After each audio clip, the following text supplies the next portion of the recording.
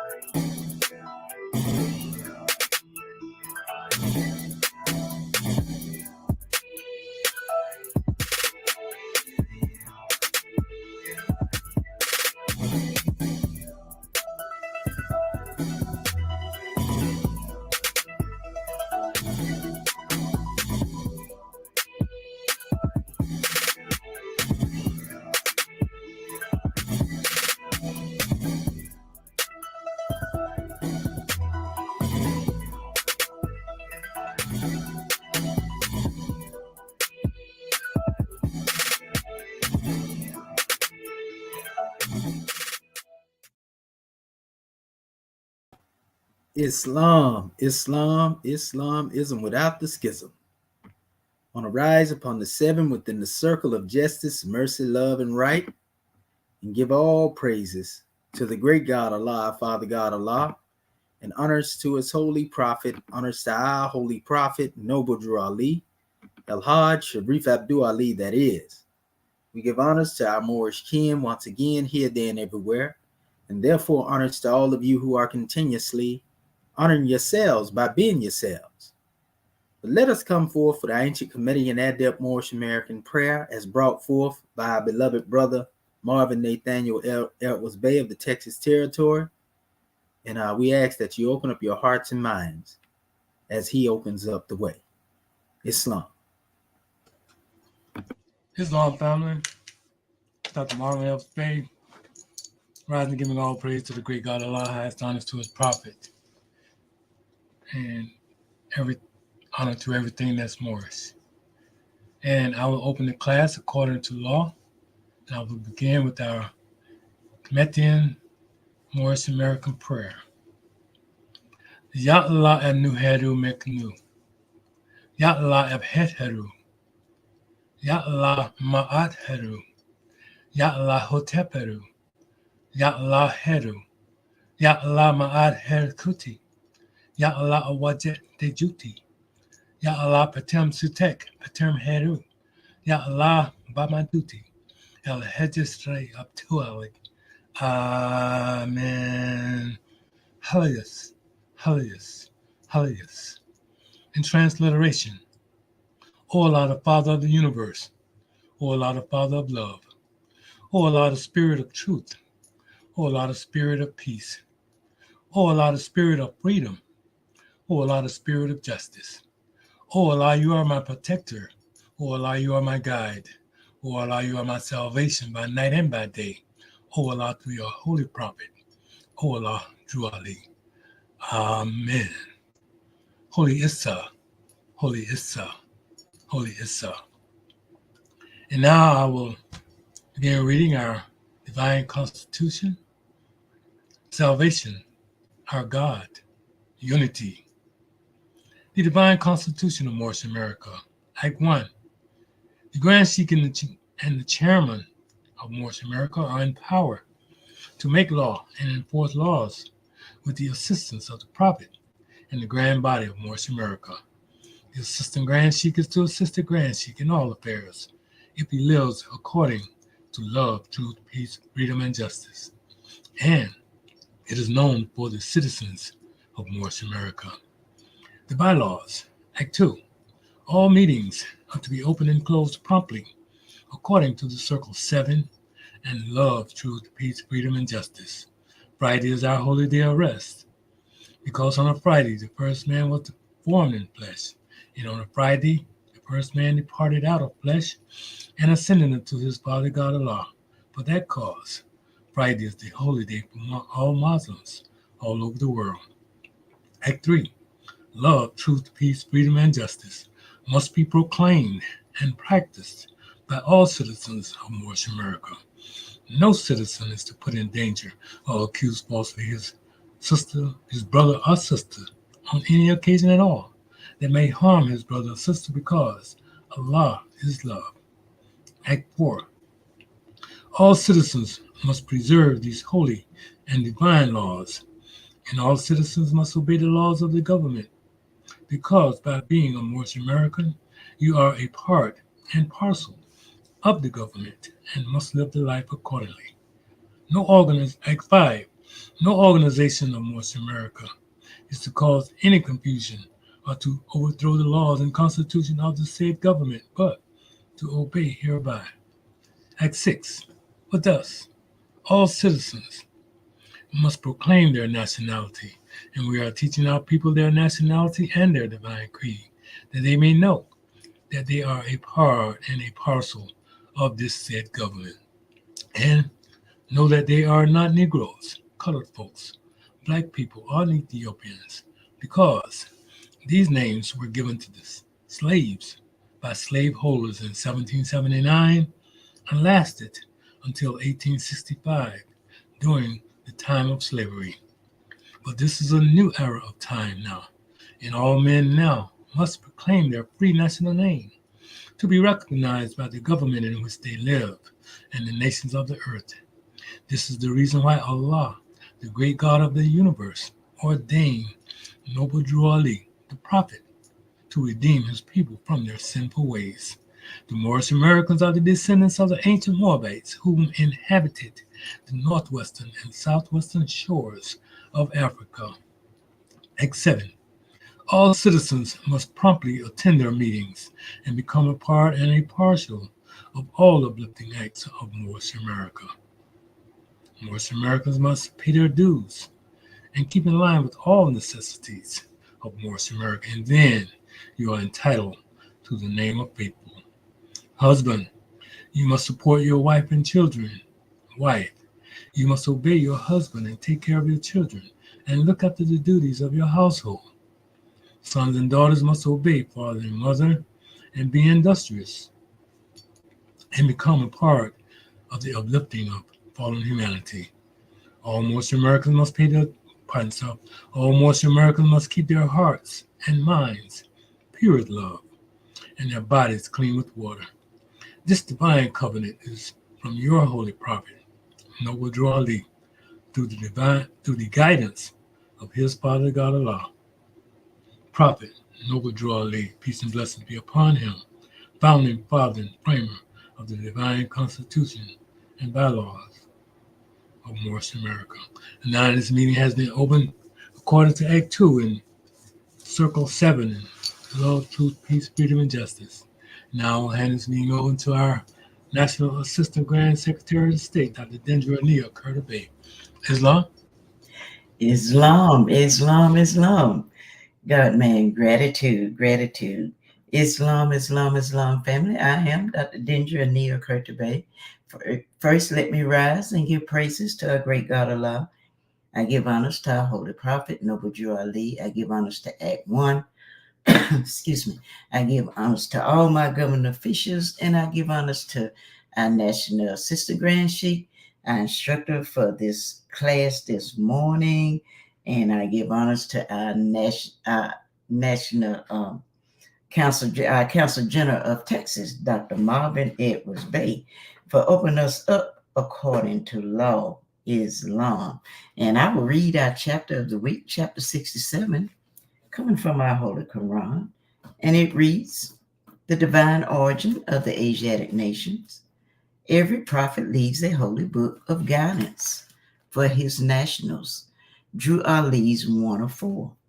The fallen sons and daughters of the Asiatic nation of North America need to learn to love instead of hate and to know of their higher self and lower self. This is the uniting of the Holy Quran of Mecca for teaching and instructing all Moorish Americans, etc. The key of civilization was and is in the hands of the Asiatic nations. The Moorish, who were the ancient Moabites and the founders of the holy city of Mecca.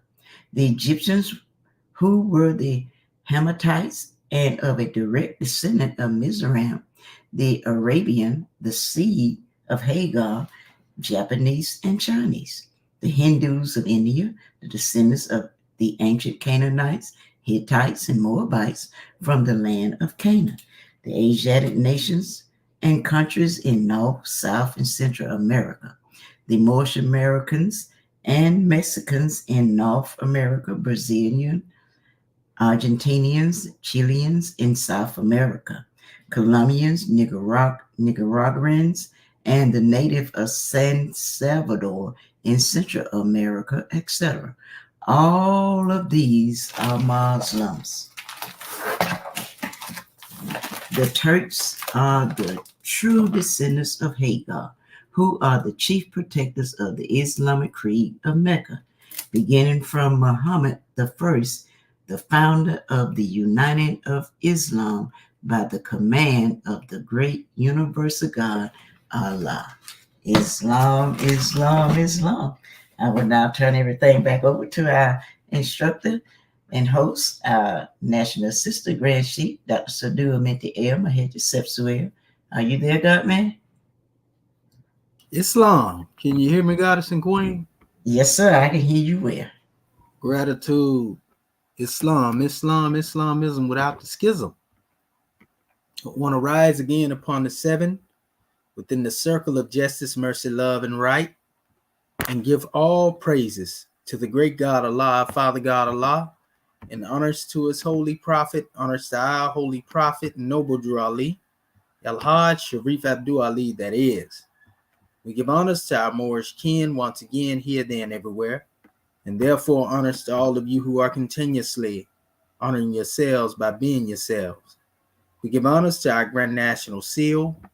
We give honors to our Grand National Emblem, National Flag, Divine Constitution and Bylaws, and honors to all of you who are indeed a living manifestation and personification of everything that our Holy Prophet brought to make us a nation.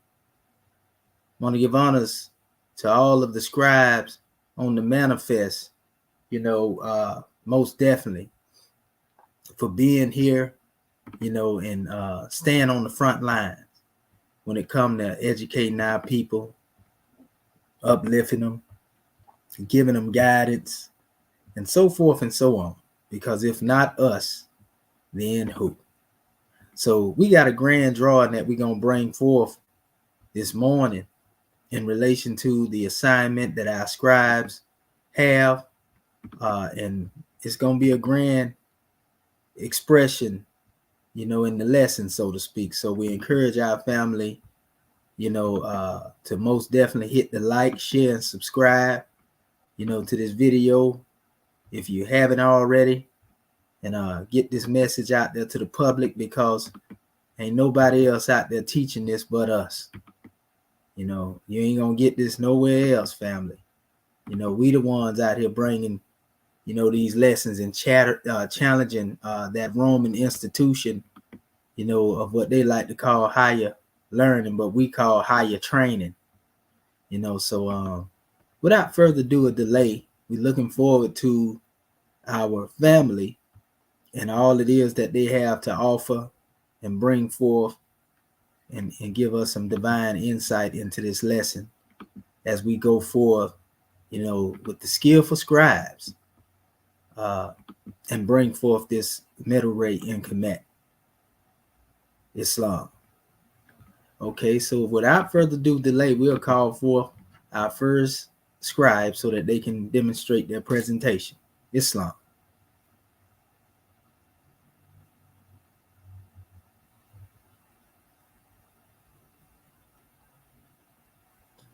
Islam. All right, Sister Curta Bay. I couldn't get my mic unmuted. Well, Wow. Islam, family. Honors has already been given. Let me go ahead on. As the God man say, we had our homework. So let me pull up what I did. Okay, entire screen. Share. Okay. Let me pull up my little homework.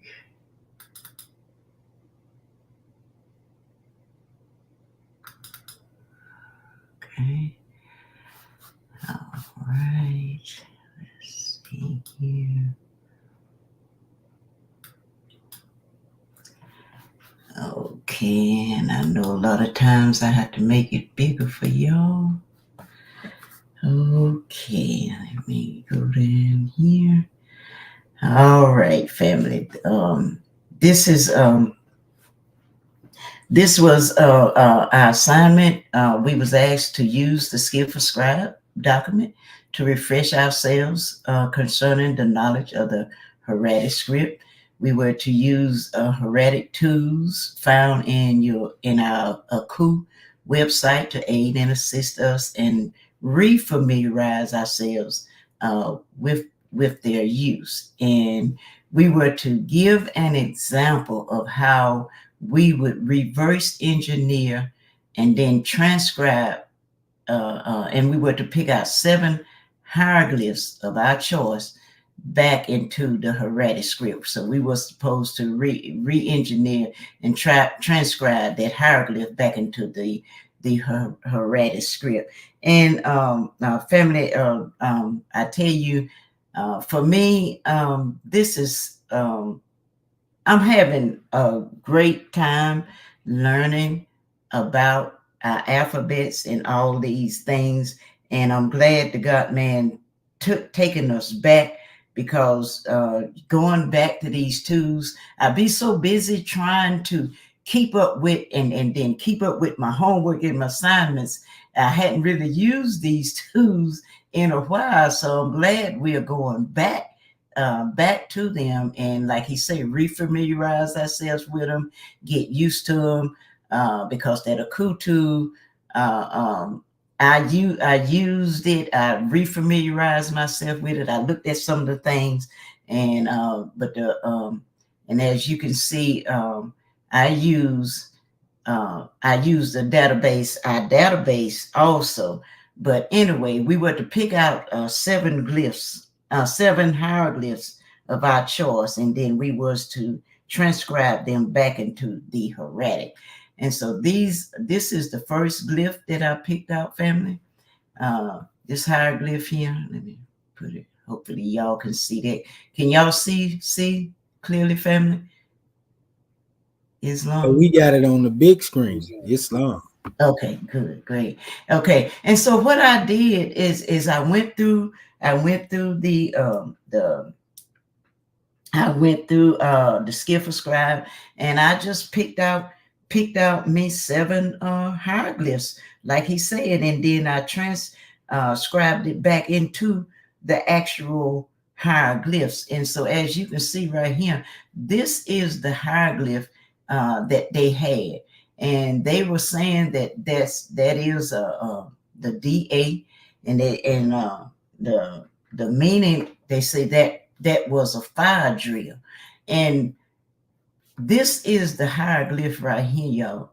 But this is the Hieratic. This is what, now this is my understanding. This is what you would see. This is the the letter that you would see if you was to pull the papyrus up, because as you know, and as we've been saying all along, that the papyrus, they didn't have hieroglyphs in them. Hieroglyphs are not this over here, this letter here, the hieroglyph. This is what you will see in the papyri. The hieroglyphs, you know, these persons, places, and things. And so and they saying that this is a fire drill. Well, that's a thing. That's not an alphabet. And so I also, like I said, I use my the database because we was told to use this one too. And what I did is I looked it up, and as you can see, I didn't copy and paste any of the coup. Coup did the same thing, pull up the same thing, and told me the different dynasties that it was in, that this glyph was in. But I just stayed with this one because this one, as I began to re-familiarize myself with it, it became more easier for me. So I didn't actually copy anything from the coup document, but I did look at it and study it and saw how the different dynasties, and it went up to, it would go all the way up to the 18th dynasty, 19th dynasties. But the first dynasty here is where you see this that is in Dynasty 5. And let me see, this hieratic letter I picked out that looked similar to that one would be this right here. And so, and they were saying that that's the that means the alphabet DA. That little thing that looked like a 3, that's we learned that that's a A. So they're saying that that's the alphabet. They're saying that means DA, duh. And the next one I picked out, the next hieroglyph I picked out was this little thing here. It looked like a bowl or something, but then a jar or something. But they say that that means a heart, and they saying that hieroglyph, they saying that that's IB. Well, if you look in the papyri, this is the hieratic for this over here. This hieroglyph right here, this is the letter for it right here. And as you can see, like I said, they are saying that means the heart. And I go to my database again, and you can see the same thing. They're saying that that's the sound, that's the IB. I'm thinking. I'm still learning how to pronounce some of these alphabet things. But this was this is it right here. This is the hieroglyph right here, and the one that I thought right here. Islam, Sister Curtis. One second, it's like you're lagging. Let me see. Let me see if that's on my side. Okay. Say something, Sister Shep, if you can. Islam, can you hear me? Okay.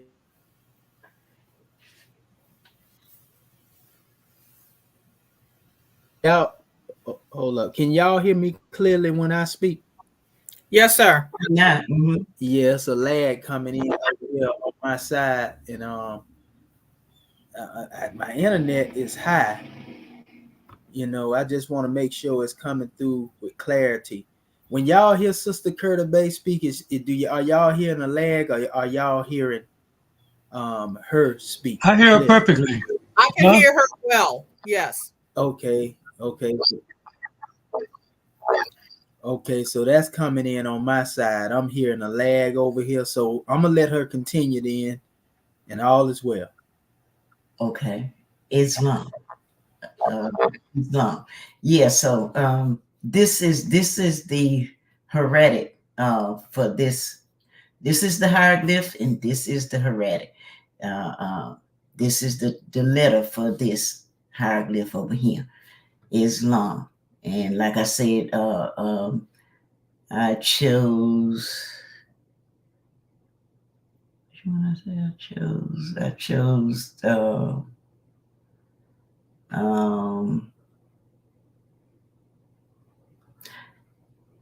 This one.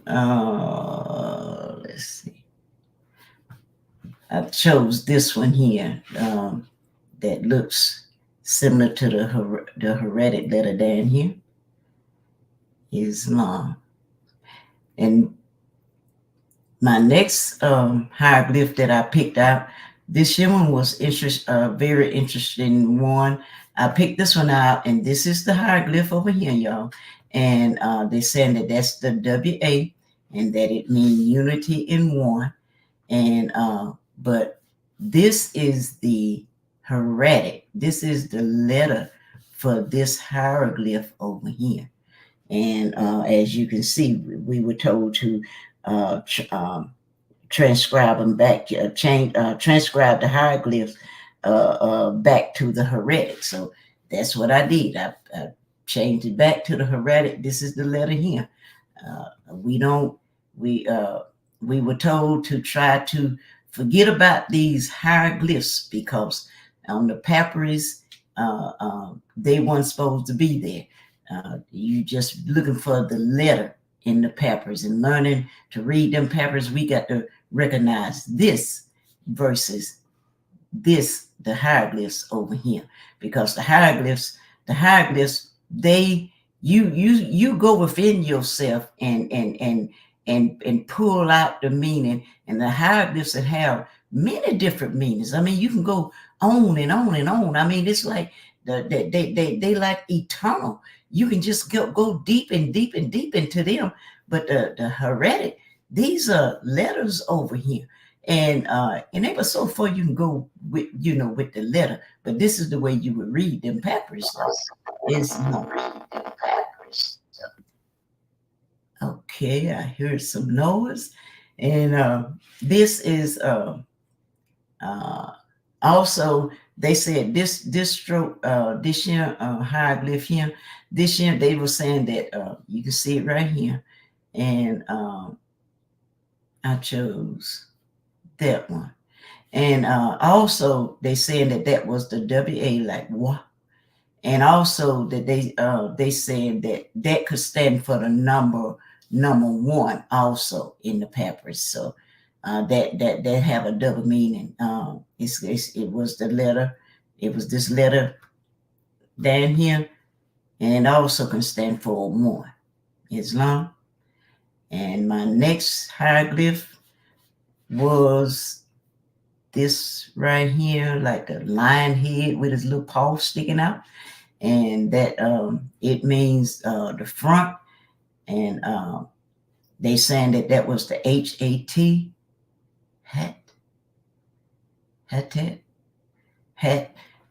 Anyway, that's what they saying that is. That's the HAT. And then they said that the meaning of it was the full part of the lion. But this is the hieroglyph here. But this is the Hieratic for that right here. This letter here. This is the letter right here. And when you look at it, when I went to my database, you can see the hieroglyph up here, and the one that I chose, the Hieratic, where you probably would see it in the papyri, and they say this hieroglyph goes back to Dynasty 5, but this Hieratic right here is what you would see in the papyri, and I chose this one right here. And this one, in this square here, is the one that looked closest to the Hieratic script, to the letter, to that particular letter, Islam. And my next to the last, this hieroglyph here is the look like some walking legs, and they say that there's express forward motion. Then it says it was the legs walking. But when you see in the papyri, you're gonna see this. This is the letter. This is the Hieratic letter for this hieroglyph over here. This is the letter right here. This is that letter right there. And when I go to my database, that started in the Dynasty 5. But they were saying, and this is the one I picked out that looked like the Hieratic letter up here. But they were saying that that's the that stand for IW or IWT, TKN. And I'm not gonna try to pronounce them. But anyway, that was the sound that they were saying that is for that stand for that particular hieroglyph right there, Islam. And like I said, I did look at some of them in the Aku, but I didn't try to copy any of them down because I didn't want to confuse my own self. But they did show you how they changed over the different dynasties, Islam. And my next glyph, hieroglyph that I picked out was this hieroglyph here. And they saying that that's the bowl, that's a bowl. And they saying that that's the NW. But this is the Hieratic letter for the bowl right here. This is the Hieratic letter over here. This is what you will see, family, in the papyrus, because we know that the hieroglyphs are people, places, and things of that nature. They are not alphabets. This is the Hieratic letter right here for that, Islam. And as you can see the bowl up here, and they saying that sound is the that's the NW. And the glyph that the Hieratic that I picked out that resembles the one that you would probably see in the papyri would be this one. It's the one I see. It's similar to that one down here, Islam. And I think this is the last one I got. This one here, this hieroglyph.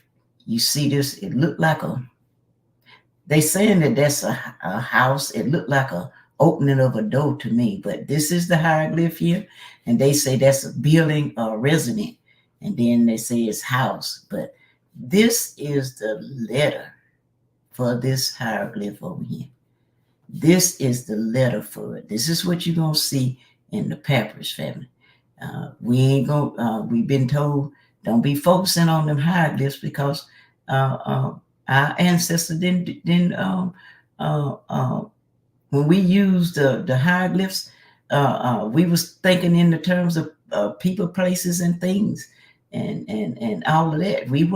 Those were not alphabets.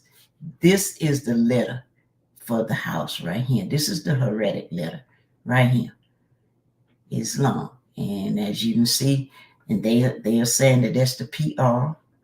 And you can see that started in the 3rd dynasty. And the one that I really didn't see one up here that look exactly like this one. They look similar, but this one up here, I went with this one. It's not exactly like it, but that was the closest one that I could see that I picked out, Islam, that looked like the letter in our database, Islam. And that's what I have, family. That was my understanding of our homework, was to transcribe the hieroglyphs of our choice back into the Hieratic strip.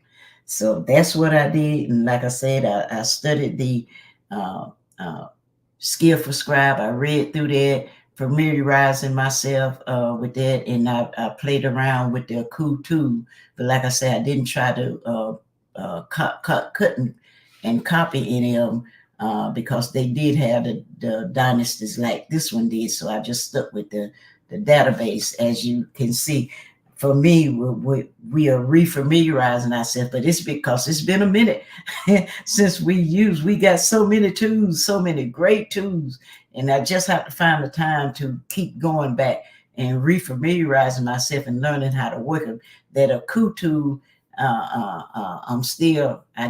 I need some more practice on it and refreshing myself and looking up the different information that I need with that one, because that one been a while since we used it too. But it do give you the different dynasties, and like I said, they go all the way up to like Dynasty 21. Some of them did, and then they'll show you how the letters changed and things of this nature. So, Islam family, that's my assignment, and that's what I have. And I'm gonna shrink it back down and listen. Okay, and all right. I guess that's it, family. That's my assignment. That was my understanding. Islam. And Islam and gratitude, sister, for your work. And gratitude for the emphasis on the difference between the hieratic and the hieroglyphs. And we can't emphasize enough the difference between people, places, and things and actual letters. And a lot of these different, a lot of people don't know a lot of these symbols that they are trying to assign through transcribing or transcription of pictures into letters into pictures, so to speak. Some of these letters didn't even exist during the time, not letters, but some of these pictures didn't even exist during the time of ancient Kemet. That's something to be taken in consideration. Because remember, in Kemet, there was only 700 pictures, and then another 7,000 were added to the collection. And most of the time, remember, when you're dealing with hieroglyphs are called sacred impressions, or sacred carvings. So most of these things were put in stone.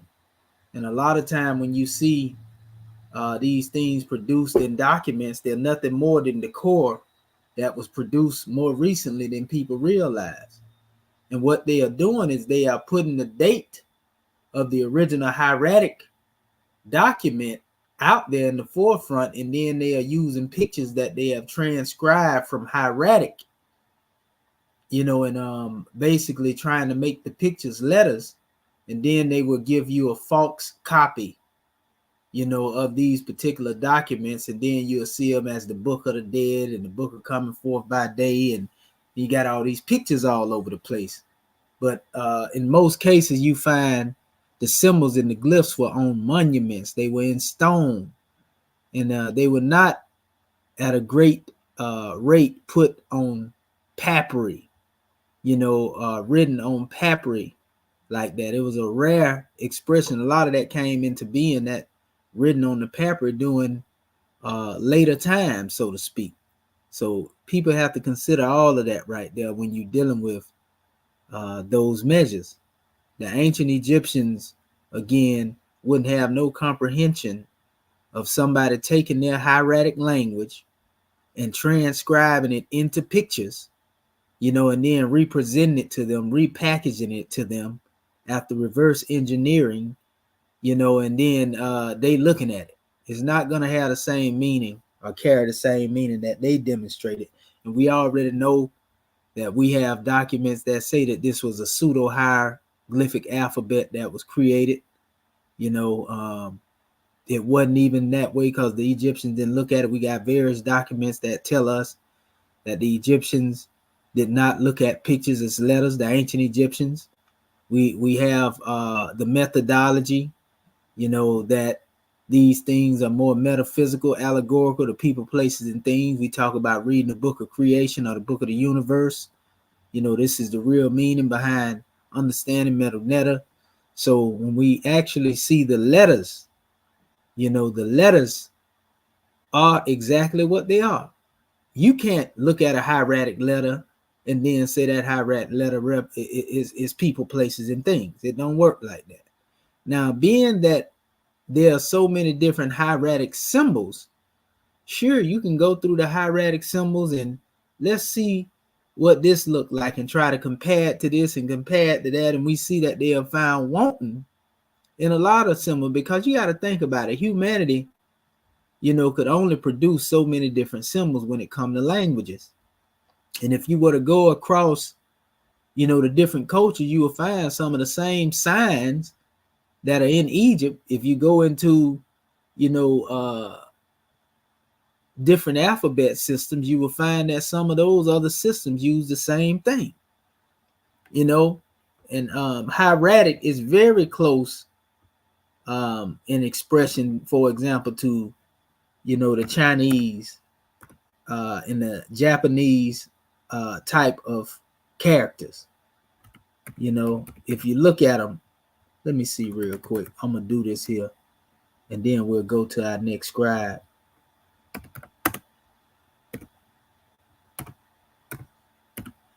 Let's see.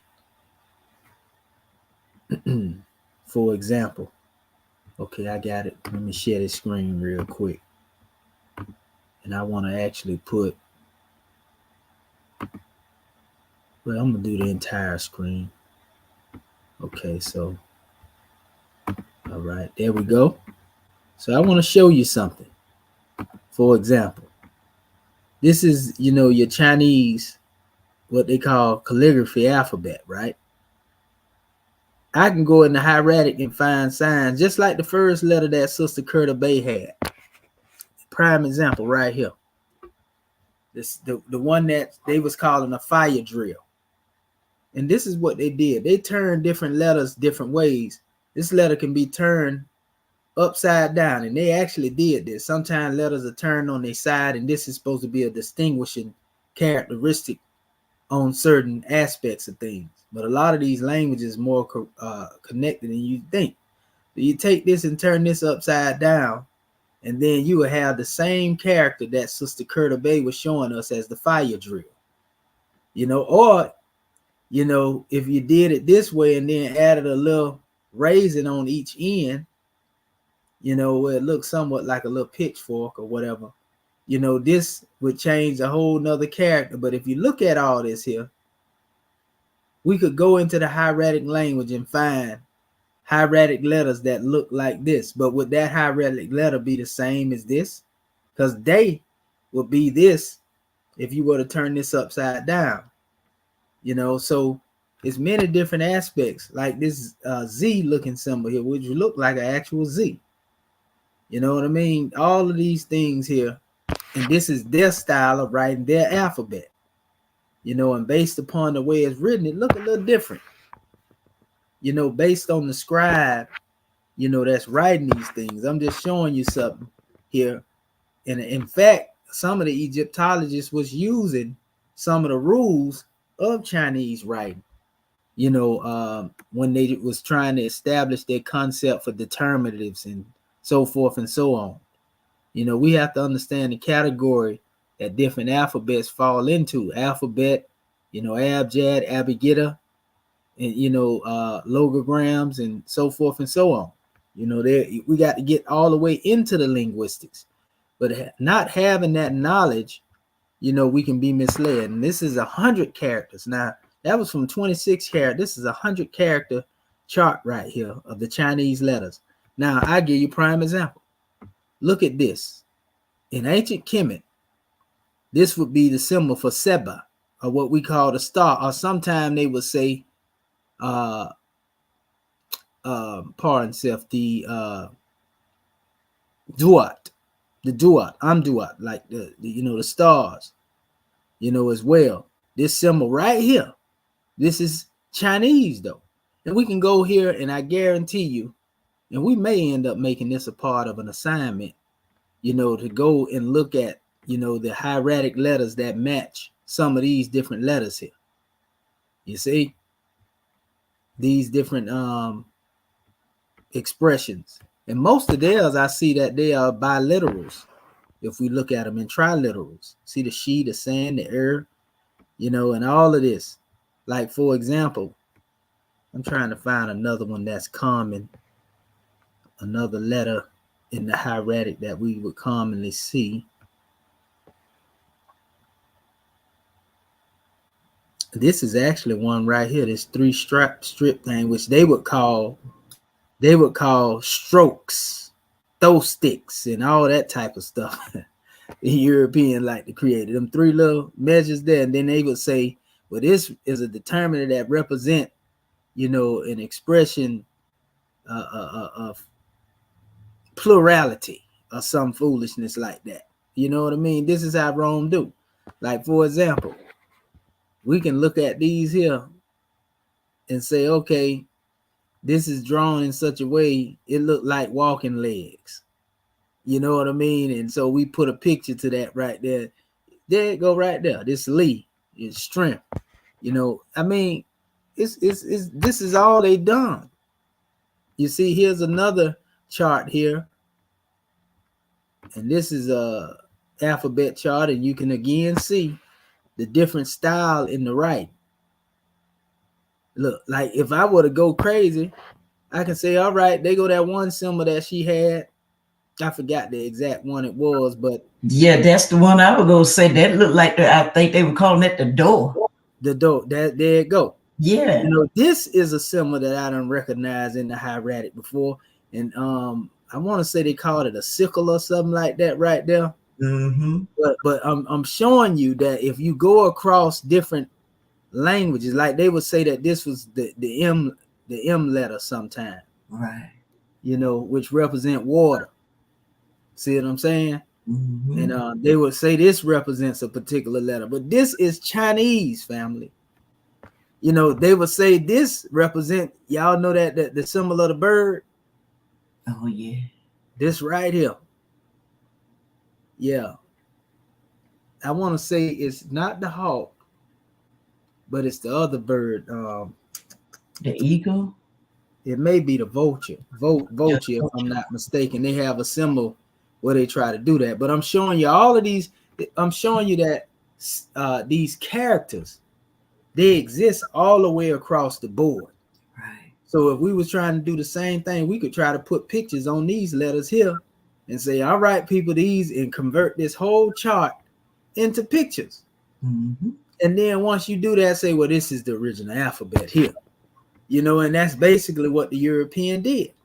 Right. So are these, here's another here, this symbol here. Yeah.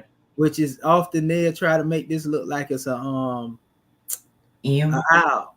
Oh, the owl. Yeah, the three looking symbol. Oh yeah. You know what I mean? That's what they do.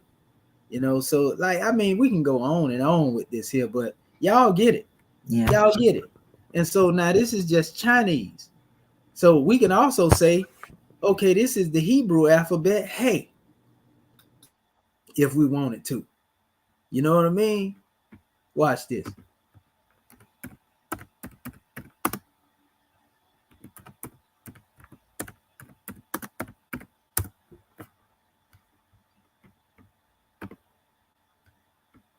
And depending on how it's written, see what I'm saying? So, come on, man. Like, we can go into these characters and find some characters that look just like hieratic. You know what I mean? So it's all based on one's knowing exactly. This is a more closer measure right here, the hat. See the hat here where it's connected? This is the Chinese alphabet over here. The one I was showing y'all right there, and it was door, as the sister Curta Bay showed it. You see that, Sister Curta Bay? Islam. Yes, sir. That's the one I was looking at. So you see the het in the Hebrew. Mm-hmm. You see what I'm saying? What you say it was? Say that again. This het. Het. Oh yeah. Sometimes they say cat with a CH. Mm-hmm. Het, but this is actually, the letter H, supposedly, right? Right. That's actually what it is. This is the Masoretic text. This is Box Hebrew.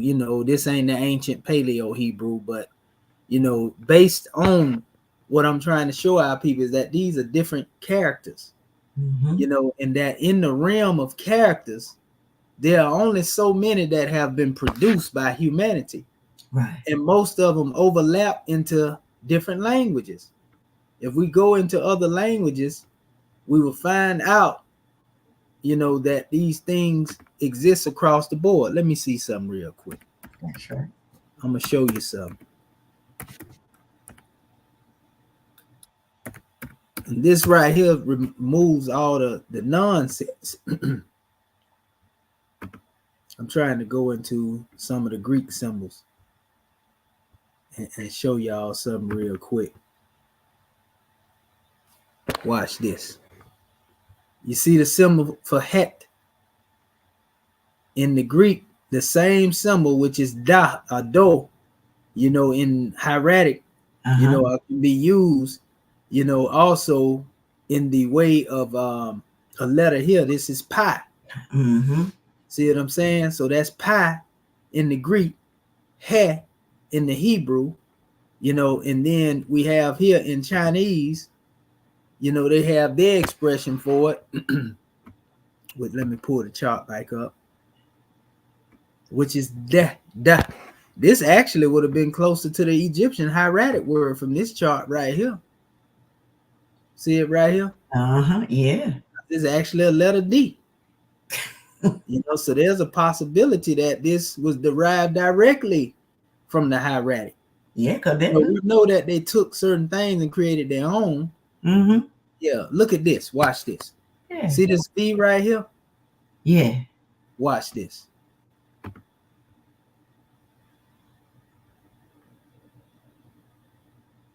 Oh. Lambda. Oh. See the lambda? Uh-huh. Uh-huh. Yeah, check it out. Right there. Wow. In the same symbol. Right. That's why I'm saying these symbols, they go across the board. They go across the board, family. Mm-hmm. We can go on and on with this, proving our point, but I think our family got it. Right. Thus far. I think our family got it thus far. So it's just really knowing language. And then upside down, ayin. If you turn that right there upside down, then you have the same symbol that we just showed you. Mm-hmm. So like, come on, man. Come on. Islamism without the schism. Wow.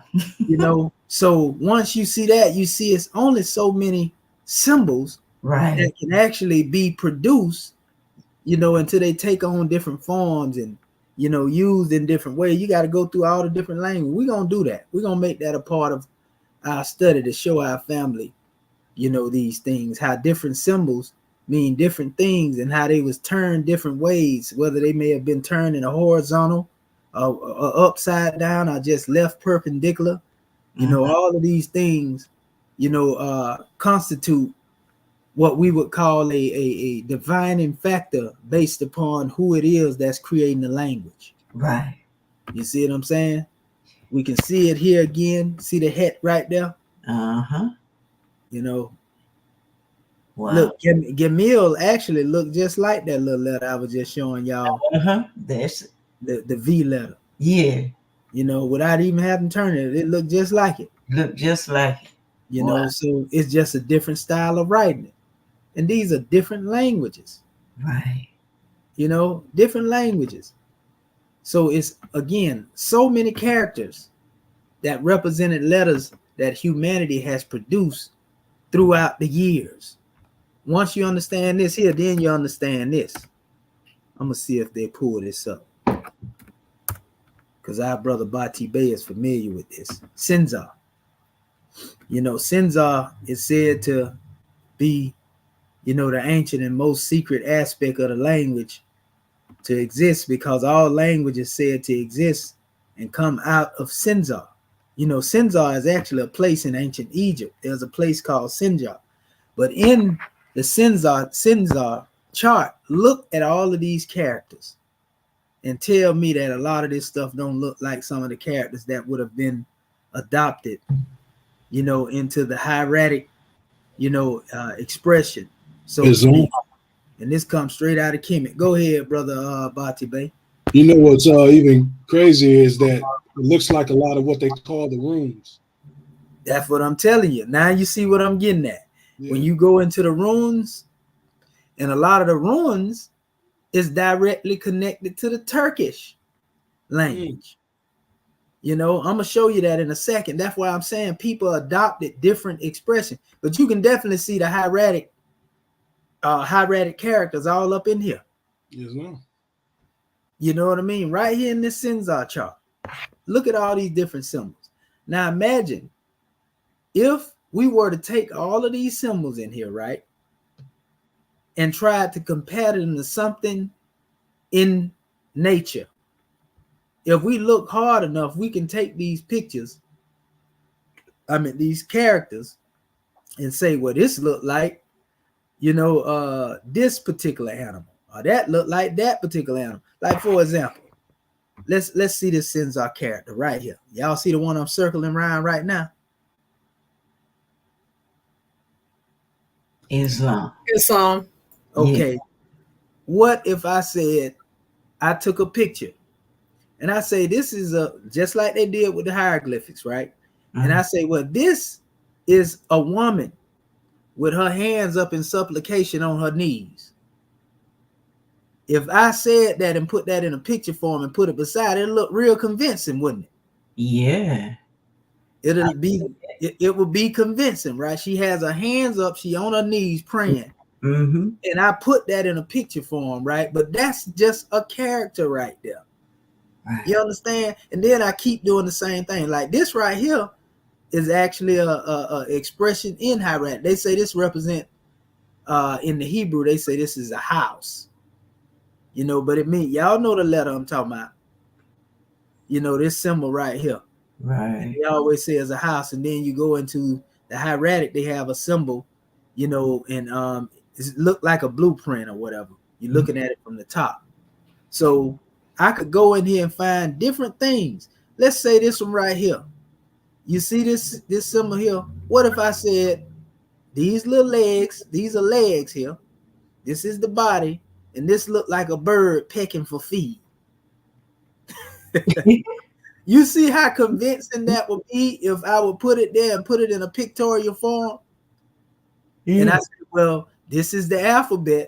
This is the letter Ka. And it's a bird pecking for feed. Come on, man. We can go through here and find a whole bunch of them and come up with stuff. Here go one right here. We're gonna play. What if I said that this right here was let's say a zebra? This little symbol right here, the long neck right there in the little body. You understand? Come on, stop the madness. We can go through here and literally, like I said, I can go through hieratic and find many hieratic letters that correspond with a lot of this that is called Senzar. And Dr. Senzar was created now, by the Atlanteans, Tehuti now. It go right back to the same thing, so it makes sense for these symbols to come here. But you can see, pardon self, Sister Curtis Bay, you can see Chinese, Japanese, all of it coming up out of here. These type of symbols. Yes. Well, go ahead, Goddess and Queen. Oh no, I was just gonna say that in the dead center of that square, that little long thing, yeah, right there. The little long, yeah, go up a little bit. Right there. I would say that's a salmon swimming upstream. That's what I'm trying to tell you. You see what I'm saying?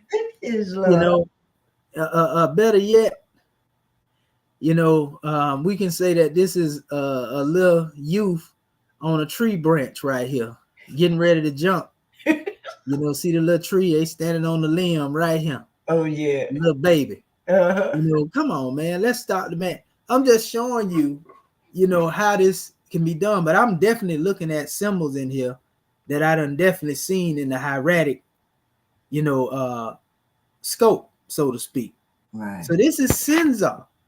And I can look in here and also see Demotic in here. I can also see some letters that can be considered Hebrew or even Arabic. Look at that. Lam. Yeah. You know, just a backward way of doing it. But you know, I'm just showing our people. Here it is again. Here's a man standing up right here. You know, Oh yeah. and we can say that he's getting ready to catch something.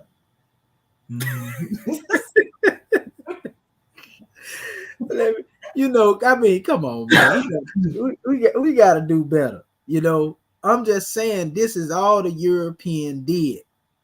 You know, and it's easy when you're trying to look for something and find something and deal with those type of comparative measures. You got to remember, if a lot of the symbols were created later, you definitely know it ain't got nothing to do with Kemet from the ancient standpoint. So if they got pictures up there saying they represent hieratic papyri that existed way down during the time of the Book of Ptahhotep, the oldest book in the world, 4,600 years ago, if they got that, and then they come down here and then give a particular letter that they done created from a picture, and this picture wasn't even part of the original 700, that automatically lets you know. And that's what we're going to do. We're going to go through some of these symbols because they actually have PDFs out there that'll show you the exact Ptolemaic hieroglyphs, the ones that were added, the 7,000 characters. And we'll see, because we already know then that's also another proof that this was created by the Ptolemies, you know, as far as certain pictorials. And then Champollion took it to another level and created his own pseudo alphabet, you know, based off of that type of demonstration. So yeah, we can look in here and see, like I say, different expressions are characters. And we can say that, well, these was adopted. Like, for example, I definitely see some hieratic expression up in here. There go your 3 strokes right there. You know what I mean? I mean, this, come on, man. I ain't even got to go no further into that. But it's just noteworthy of being mentioned that any language is only so many symbols, characters that can be created. And out of those characters, if I wanted to make a comparison, you know, of these characters to pictures, that still wouldn't make these characters pictures. All the characters that we came up with, you know, and seen here, and we tried to make them into pictures. And listen to this here. I want y'all to see this here before we go, so y'all know the sins are again, where it exactly come from. Let me hide this right here real quick. See what it says? This pyramid is called the Noosphere Correction Module, Language of Atlantis and Lemurian. So we know Tehuti was the creator of writing, but when we deal with this Sinzar, you know, as far as these are old characters. So this shows you that even the oldest or most ancient mode of writing, we talking about Atlantis and Lemuria, it's like 300,000 years ago, you know, when you go back to dealing with this stuff. 10,000. So they started with characters first. They didn't start with pictorials. You know, this would be the oldest expression of that. You understand? We know Atlantis is a real place, so we ain't finna go back and forth with nobody on that either. You know, we also know Lemuria was a real place. You know, and so when you hear 300,000 years ago, they think this is unbelievable. But when you see the scientists say that a man existed 350,000 years ago, then they accept it. Come on now, make your mind up. You think it's something crazy to hear about Atlantis being, you know, 300,000 years ago, but the scientists can come and tell you and have no real proof of it. They only say they come up with carbon dating and, you know, so forth and so on. And we already know the game of dating, you know, rocks from a particular time period and then trying to write something on them. And then say the rock is 3 million years old. So that means this character is, yeah, they ain't tell you that, you know, the carbon was placed there. It's a whole bunch of different stuff, man. They got a lot of hoax that they actually created. Because they said that it was forgery with some of these hieroglyphics that was supposed to be here in the West. Now that can also be a lie too. That can be a cover up. You know, to say that the ancient Kemites never came here, because if you say they was here, then that outruled Columbus, you know, as being the founder. So, you know, that can be a cover up. But anyway, yeah, I just wanted to bring that forth so that our family can really pay attention to, these different characters, in the alphabet form, and how easy it is to transcribe, certain things into pictures. And before we go to our next scribe, I would ask our scribe, what do y'all think about that? Islam. Grand Secretary of the State.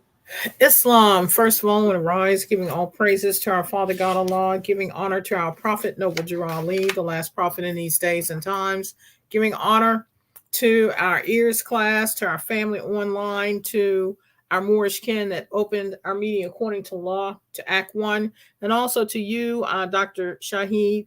I just look at it from the level of all being one. When we see the various other nations and them having the similar characters, and we've studied where they can turn it on this side or upside down and what have you, but it just shows how connected we are as a people, so that's a great and divine blessing, it shows the universal order of things where we don't have to be arguing and fussing and fighting when in essence, we come from the same source, Islam.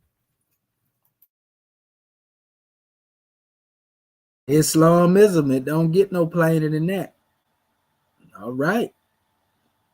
Any other scribe would like to come out? I think I heard our brother Bati Bey trying to get in there. Islam.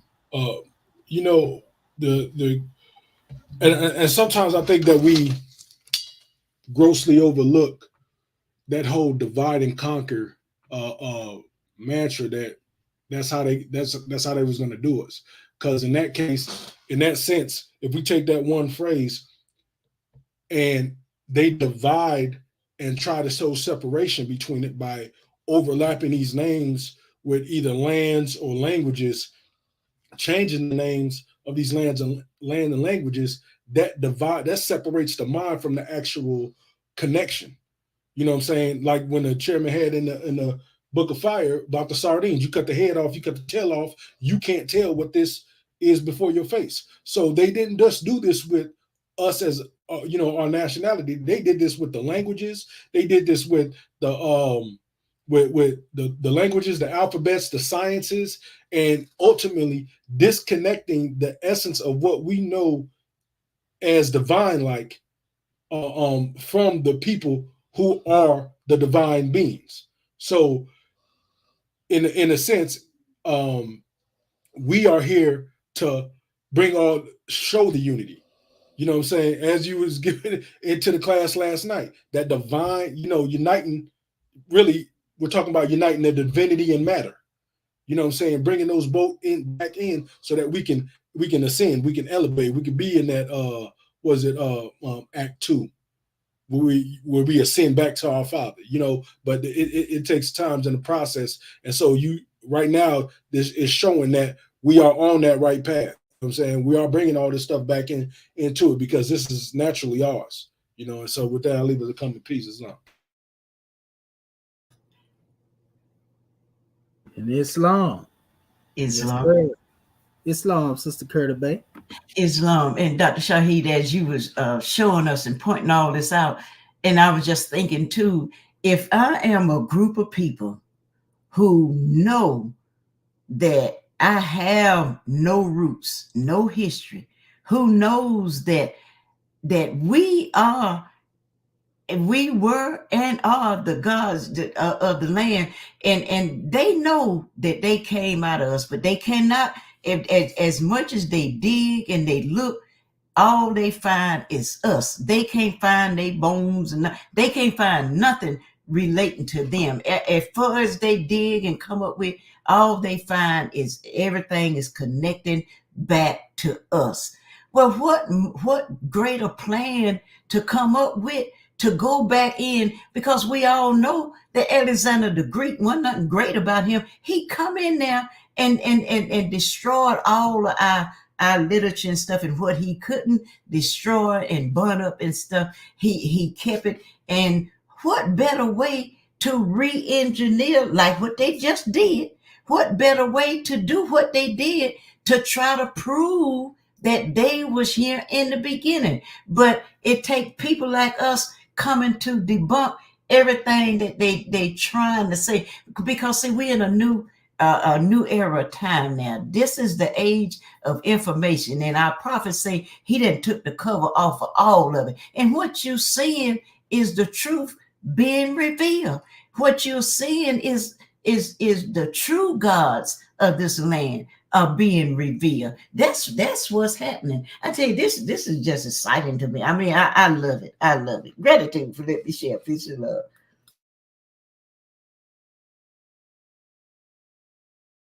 Islam and gratitude for the measure, goddess. Most powerful. Islamism without the schism. All right, Brother Marvin Edwards Bay, do you have anything you like to bring forth before we? Sure. Yes, of course. Yeah, this is Dr. Marvin Edwards Bay, Consul General of Texas Territory. Yeah, rising, giving all praise to the great God Allah, giving highest honors to his prophet, our prophet, Prophet Noble Drew Ali, Al-Haj Sharif Abdullah Ali. Give high honors to our theocratic government, our Moorish American government. Give high honors to our Act 1.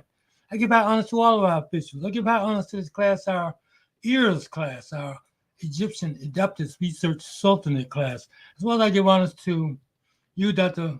Shedu Amiti Mohez Sepsuel, for hosting and instructing the most powerful class. I give honors to everything that is Moorish, our flag, our seal, our emblem, our divine constitution, our Holy Quran, our Book of Ali, our 101 and 102s, our Exhuming of a Nation, all of our divine revelations. Give honor to the forerunner of our prophet, Dr. Marcus Mose Garber L. So I give honors to the ancestors, whose shoulders we stand upon. We are the return of the ancient ones. Give honor to the scribes as well on the panel. Give honor to our extended family online. I mean, we've been at this for a minute, and I'm already convinced of what happened. You know what I mean? So it's all about the research, you know what I mean, and continuing to refamiliarize ourselves with the language, the alphabets, you know, and this last exercise aided in that, because like I had, you know, due to my schedule, I'm limited in the time that I could spend on certain things, but after going back over it again, you know, and I can see the method to the madness, so to speak, you know, how you started with the, I think we started in the Demotic, and then we went back to the Hieratic, and then, you know, went through the Coptic and all that, and now we're coming back around, you know, and so it's just, and I can see that one has to really just study for themselves. You know what I mean? You have to put in the research. That's what the research is all about. You know what I mean? Going into the tools that we have, going into different information, digging deeper than the surface. And of course, we see what the European has done. We know for a fact what he did. So that's not the question. You know what I mean? I mean, in my mind, you know what I mean? So, you know, appreciate everything that you do. Yeah, you know, the European, you know, and he continually doing it. You know what I mean? And I tell you, you know what I mean? It wasn't for the prophet and his teaching, you know what I mean, and me studying those, because the prophet brought us everything to save us as a nation of people. You know what I mean? As a nation of people, you know, as a nation. You know what I mean? And we have a government now, you know, and the thing of it is why is everybody waiting to come to the government? This is what I'm saying. I mean, you know, you can learn, you know, the language, yeah, but if you don't make that step to, you know, come together, you know, National Grand Secretary of the State, she, you know, say this point blank.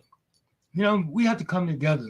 That's what it's all about. That's the only hang up. That's the only hold up, you know. But yeah, we know what the Europeans doing. That's what we're studying. You know what I mean? And it's not an easy task, but we have to, you know, stay steadfast. You know what I mean? We have to endure, you know, all of the things, because our people are falling off by the dozen. You know what I mean? You know, everyone come up, you know, saying they believe in the prophet, you know what I mean? You know, and They believe in the government, but the next thing you know, they're falling off the side. You know what I mean? So the whole thing is just, to me, I can't be deterred. You know what I mean? I might not be here every week or whatever, but you know, I know where my home is. It's North American government, and so that's what it's all about. You know, and gratitude. Oh, and yeah, and I'll probably leave early because I, you know, have some things I have to do. But yeah, did do the homework.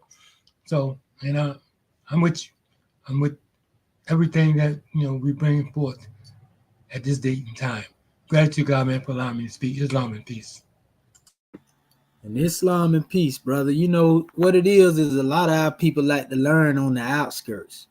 You know what I mean? So, for some reason, that's just the way it is. You know, our Grand Secretary of the State brought out a grand measure last night, though. You know, we just got to keep doing what we do, and putting the lesson out there. And she said all the time, that we definitely can't be exhausting ourselves worrying about when they're going to come or why they ain't came. But we just say gratitude, grand man, praise be to Allah for that measure. But yeah, a lot of them like to learn on the outskirts, of a particular area. They like bees. They want to be like bees, go from flower to flower, so to speak. They don't want to make a real commitment, because commitment bring about responsibility. And a lot of people like being loose. They don't want responsibility because they feel like that, what you call it, it put something, I guess, in their realm of freedom, so to speak. So, that's really what it really boiled down to, grand man. But Islam, yeah, go ahead, grand man. Yeah, if I may. Yeah, and reflected on your class last night, you know, um, yeah, I concur with that, and that's all well and good, you know what I mean? But like Prophet, he he didn't have any. He took away all the excuses. I put it like that, you know what I mean? And so I know that our people don't realize that we all got room to grow. So that's what it's all about. You know what I mean? It's no pressure. But you know what I mean? If you ain't ready, the prophet said it. If I were you, I'd get ready before you are made to do.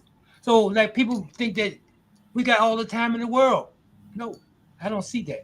Because time is speeded up, you know what I mean, so rapidly. And the Europeans, they steady, trying to reinvent different things, you know what I mean, set up different distractions. So I mean, I'm just saying, like, to me, I'm just at a point now. Um, I just have to keep moving forward, uh, and just hope and pray, because Prophet said he wasn't going to wake us all up at the same time anyway. You know what I mean? And say that some of us ain't gonna make it anyway. You know what I'm saying? So, you're right. Yeah, we definitely have to keep the focus and keep it moving. And I mean, you're an instructor, so you got to take care of all of us. Gratitude, God, man, for allowing me to speak. Yes, sir. Yes, sir. Yes, sir. Be patient with them, good brother. Be patient with them. Islam. So gratitude, grand man, for that measure.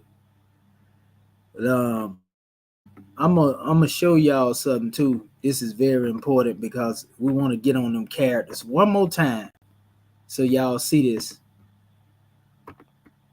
Here it is, right here. We, like I was showing y'all, the Senzar, right? And now I want you to look here. You You're see gonna here? break that bigger, right? Yes, Huh? sir. Give me 1 second, grand man. Yes, sir. Okay. All right. So let me see here.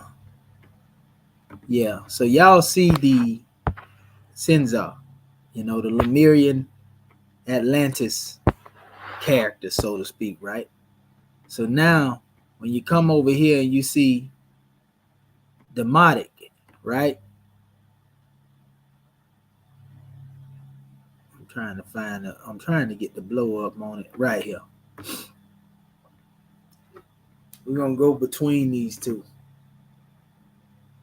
Can't you see? Now, we know Tahuti came from Atlantis. And he went into Kemet. You know, so if these characters were Atlantean and Lemurian characters, and then you see, you know, this is special expression. Can't you see scribes in what they trying to call the Rosetta Stone, right? You know, which we know that they went in there and created their own little stuff up out of there too. You know, that's a whole nother measure, you know. But anyway, cannot you see all these symbols and these same symbols here? Does this not look exactly like Sinzar? Islam. Islam. Spot on. That's Spot crazy. on. You see? I concur. So even though they say they created the Rosetta Stone, but even though they say they created this here, the characters predate the Rosetta Stone then, don't it? That's right. You see? And so, and I'm going to show you something else, because this came up too. While I'm trying to do this here, I'm seeing this here pop up as well. So we might as well show that to you. Look here. Now this is, check this out now. Hold up, let me see. Are they going to give me the picture, or are they going to just give me the information here? I tell you what I do. I do it like this because I'm trying to get this picture right here. Let's see. I'm going to open the image in a new tab and see what it let me. There we go. Now look at these characters in here.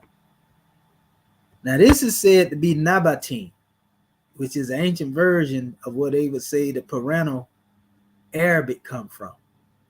Now if you look at these symbols here, remember we were just talking about the V and the Gamil? You know, we were showing the connection. These same symbols right here, if we look into the Sinzar, we can definitely locate some of them same symbols. Islam. You understand? And Yeah. that's why I keep saying there's only so many symbols that can be produced. But when you look at all of them here, and then you go to looking over here, you say, ah, yeah. Got him. Yeah, got him. Book him, Dano. Yo, you're ready to say, book 'em, Dano. You know, and it's the same thing if we were to do this.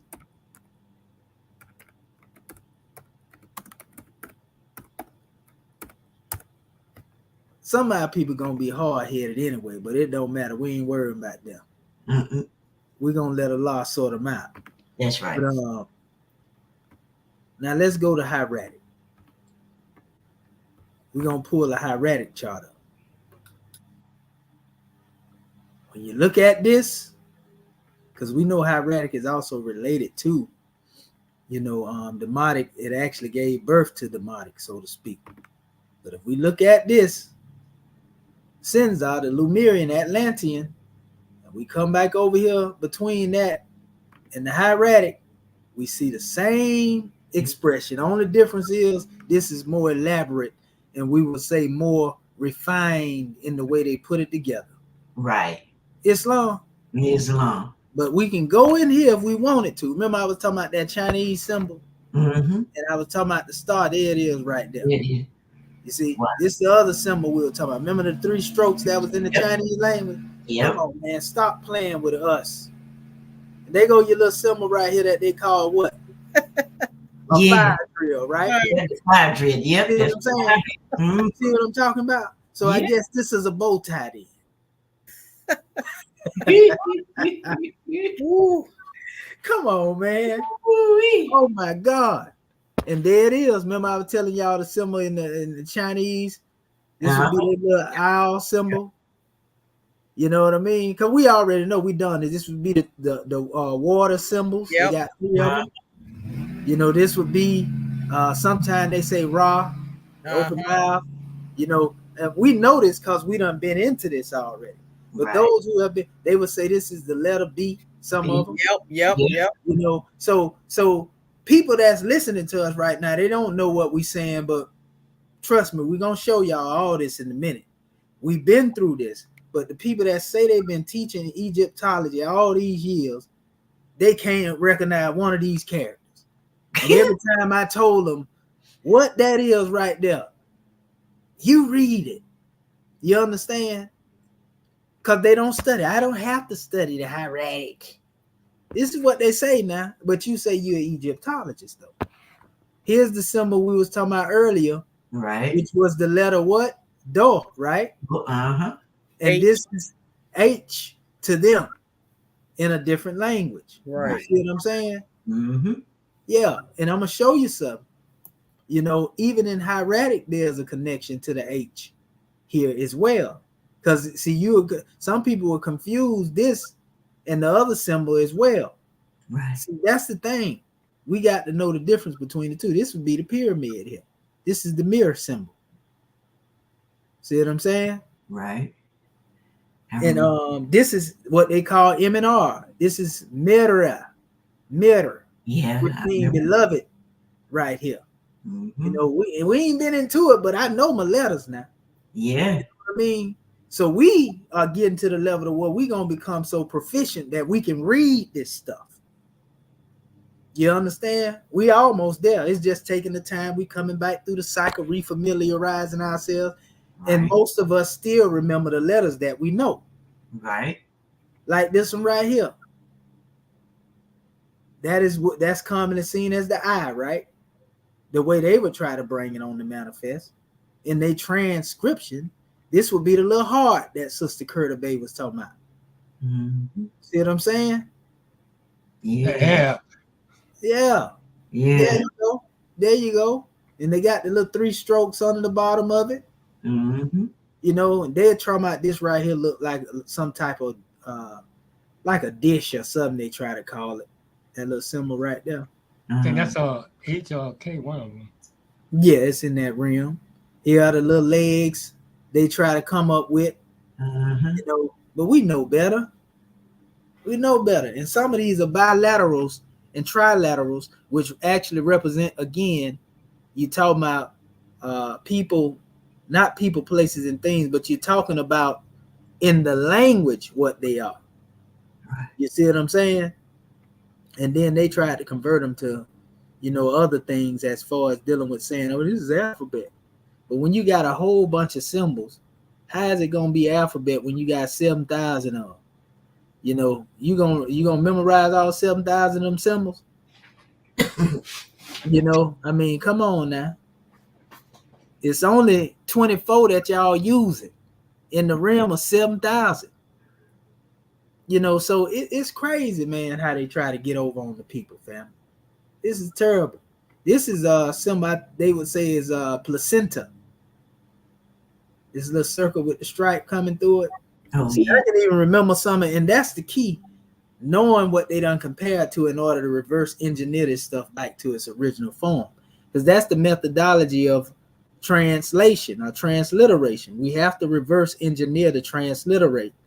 You know, and some of these symbols don't even look like some of them things, and they be trying to reach and say that's what it is. You know, so this is terrible right here. Like this, they would say represents a scroll. This little symbol here. Or sometimes they might say it says Hotep. We see the Ankh here. You know, so man, goodness gracious, I'm talking about this stuff. Scribe, go ahead, Islam. Yeah, that one you just put on, you said it looks like a scroll. That's like an N with an A over it, doesn't it? Well, actually, sometimes they'll say this is a Hotep symbol. You know, it's another word too for scroll, but it's based on what it is. But I think personally that they mixing it up, trying to do their transcription thing. You know, because there's certain things they'll call these things that they're not. Right. You see what I'm saying? And like you said, like Mustafa Gadala said that they misinterpreted certain alphabets, you know what I mean, that was different, but they didn't call them the same. Well, you remember we were trying to do the transliteration and it wasn't making no sense. Right. When we finally went into the document ourselves, this was the exact document too, I think, one of them. And we found out that a lot of this stuff don't make no sense. What are they talking about? So they done act like they done transliterated something and then make some type of sense. And then come to find out some of these stories wasn't even real. Like the legend of Osiris and the way they deal with that. A lot of that stuff was created. A lot of people don't know that. Right. The way that they tell it. Look at here. Notice what it say on the bottom down here though, right? Transcribed papyrus.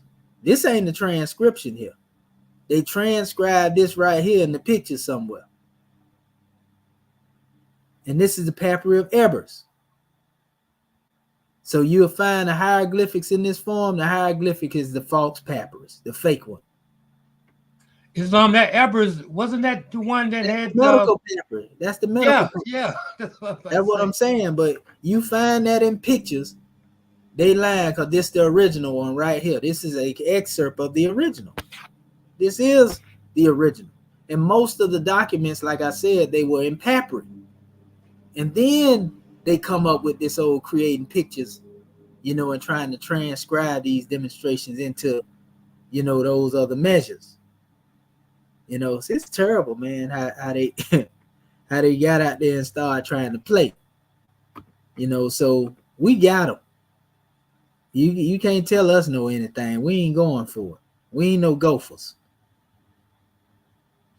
So yeah, like I said, and this most definitely looked like this hieratic here definitely looked like Censar, but it just looks again more elaborate, more in order, so to speak.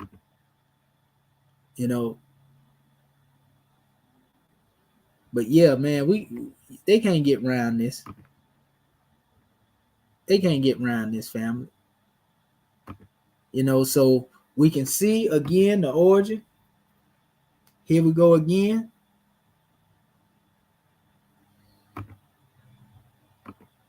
And this is actually the Coptic. I see they put up there, the one that they be trying to call Greek. See the brother Mustafa Gadala talk about the Uncorio, the modics, the terminology they try to give. Yeah, man. Yeah. Yep. So yeah, it don't get no plain. I think this Mustafa Gadala page right here too. Yep. There it go. I ain't even know this one here. I definitely got to get this page and save it. This Mustafa Gadala page. I was just pulling up random pages.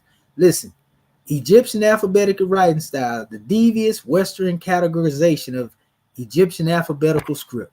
As stated earlier, despite all the facts, Western academia fabricated a story of how the hieratic script was degenerated from the hieroglyphic pictorial symbols, and that the Demotic script was further a degeneration of already degenerated hieratic script.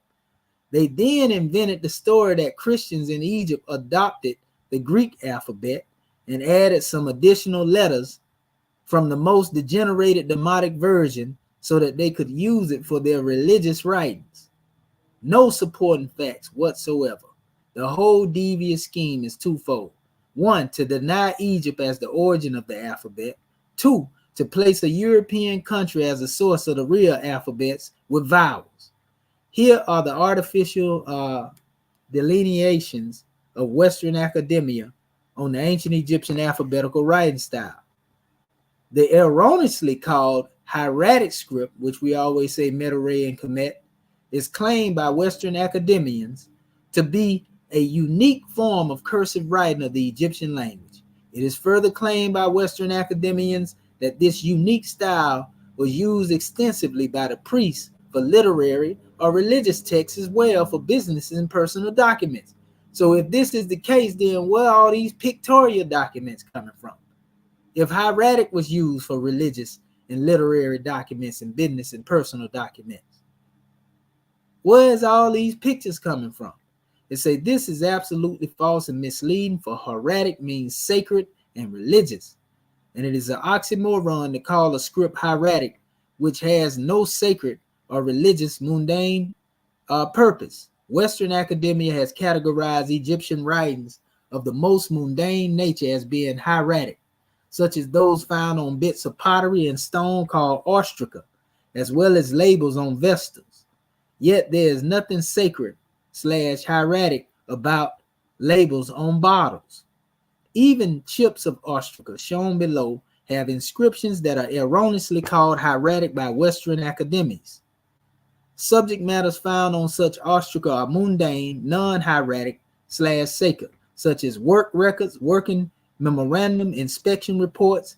Y'all remember I showed y'all a lot of that stuff, but like the Diary of Maria, you know, when they was actually out there dealing the Red Sea Scroll, you know, the pyramid building document, you know, that wouldn't be considered sacred. You know, that's just work, what you call it, charts, so to speak, or logs, lists of workmen, rations, and supplies, a record of a visitor to a construction site. He making reference to the same thing I was just talking about. A roster of quarrying expedition, daily records of work done. He talking about all that's dealing with the Diary of Maria. All that's dealing with the Red Sea Scroll, the building of the Pyramid of Khufu that we went over last week. Notes of visits of inspection by scribes and superiors. Rosters of the skilled and unskilled workmen employed on construction site. You know, none of them are sacred or religious. They're just log information. You know, then he said the Encoria, the modest script, is claimed by the Western academians to be a unique form of cursive writing, it says, of the Egyptian language. It is further claimed by Western academians that this unique style was used for everyday affairs for the ancient Egyptian. It's claimed by Western academians that it was kind of a very cursive shorthand for rapid writing. That's what they try to say. They say which was replete with ligatures, abbreviations, or other orthographic peculiarities. As such, these academics claim that the demonic record is dominated by legal, administrative, and commercial material, literary compositions, scientific, and even religious texts, which were written in a more calligraphic hand. You know, so he go through all the languages here. You know, he basically reiterating what we just said. I love how they go in here showing you, you know, how these particular ones come up with other languages based upon these languages. You know, so yeah, this is powerful. I gotta definitely say this page. And he promoting the book Egyptian Writing Modes on here. So I'm gonna keep that tab open and say that. You know, anybody want to get Mustafa Gadala stuff, this is his website right here. You know, and I guess he got a list of all his books. Yep, there you go. Right there. I got to get me some more of these books too. So, yeah, praise be to Allah. So at this time, we're going to go to our next scribe. I think we drove home the point. You know what I mean? Our people get it. You know, Islam. All right, next scribe. Come on with it. Islam. Islamism without the schism, grand man. You ready to share your screen and bring that Moorish fire? More fire, more fire. Islam. Let me share this screen. Share screen. Boom, boom. Go on, you're ready to flame him up now. That scimitar smoking. Yes, sir. Here we go. Let's see what we got. Where's my... I gotta go down here. Here we go. And just to reiterate what the goddess Dendra Neo-Kertebe said, is the assignment, our homework will consist of using the Skillful Scribe document to refresh yourselves concerning the knowledge of hieratic script. Use your hieratic tools found in your Aku website to aid and assist you and refamiliarize yourself with their use. And give an example of how you reverse engineer, transcribe 7 hieroglyphs, your choice, back to the hieratic. the crazy thing about this is that when I went to, and I was going over the where's it at? That's not it. I was going over the Poe document, and Poe had pointed out some in this Skillful Scribe. It had pointed out something that, you know, I probably more than likely was just overlooking, and I didn't really get a chance to take into consideration at that point in time, because you touched on it earlier when you just read Mustafa Gadala information, and how and what these were. So even they're claiming that these are not to some degree an exact science. They're not claiming to be exact science in some of this stuff. They're saying that it's really their starting point. And what makes me say that is this right here. It says this is done for compatibility with the Hieratic system, which does not have as great of degree of freedom as does the hieroglyphs. And what they're talking about, a great degree of freedom, means they can't just put anything with the Hieratic, because the Hieratic is distinct. The Hieratic is precise. They're saying that the hieroglyph has more freedom because they can put any type of saying, as was just illustrated. They could put anything they want to and say that's the hieroglyphs to match it with a picture. Their understanding, what they have come to. In the Hieratic script, the glyphs are written in only one orientation. And they say, and this is the orientation that is written, and this is how it was read. And so this made me, always keep in mind when we're looking at these things, especially when we're looking at the hieroglyphs, that they don't know what they're talking about. That they don't know what they're talking about. You can't change, and I'm reiterating what was just said. You can't take a picture and say that and box it in. You can't take that picture and say because it's not supposed to be illustrated by words, but more so a metaphysical. It has a metaphysical presence, a higher metaphysical presence than actual language. If you look up the word the is a precise word. It illustrates one thing, or let's say a group of things. As the God has said, person, places, or things is what the hieroglyphs does, and that's what I was wanting to get said off the bat. Another thing is when I went to the DB paleographic, that they have enhanced that whole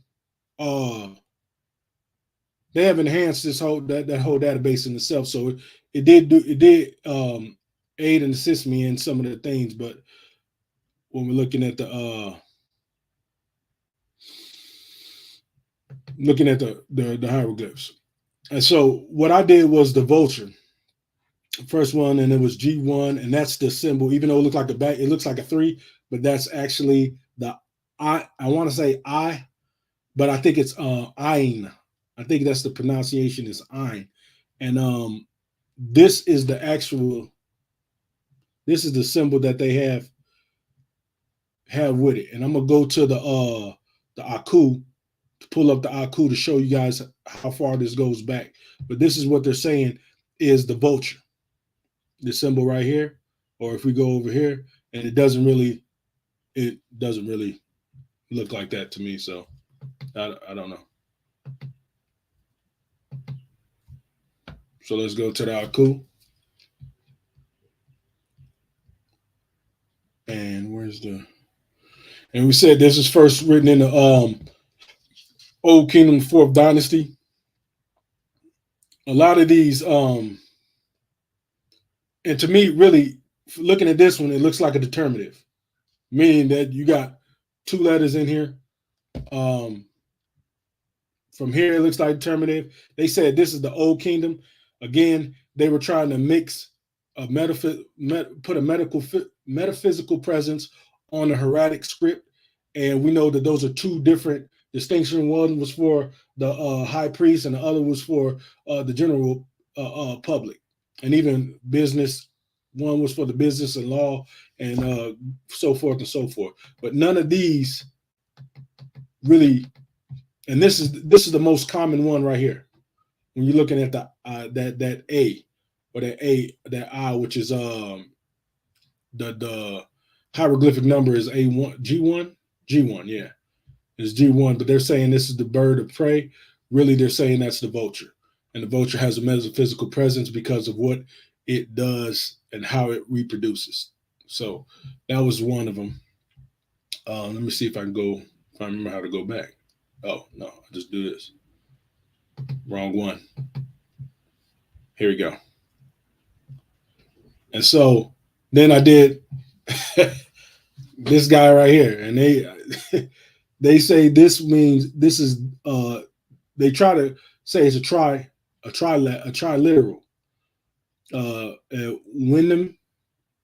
Winim or Meri.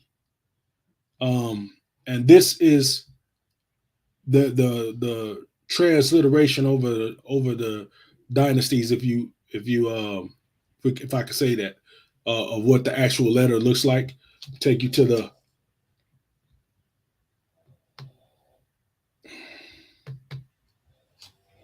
this one.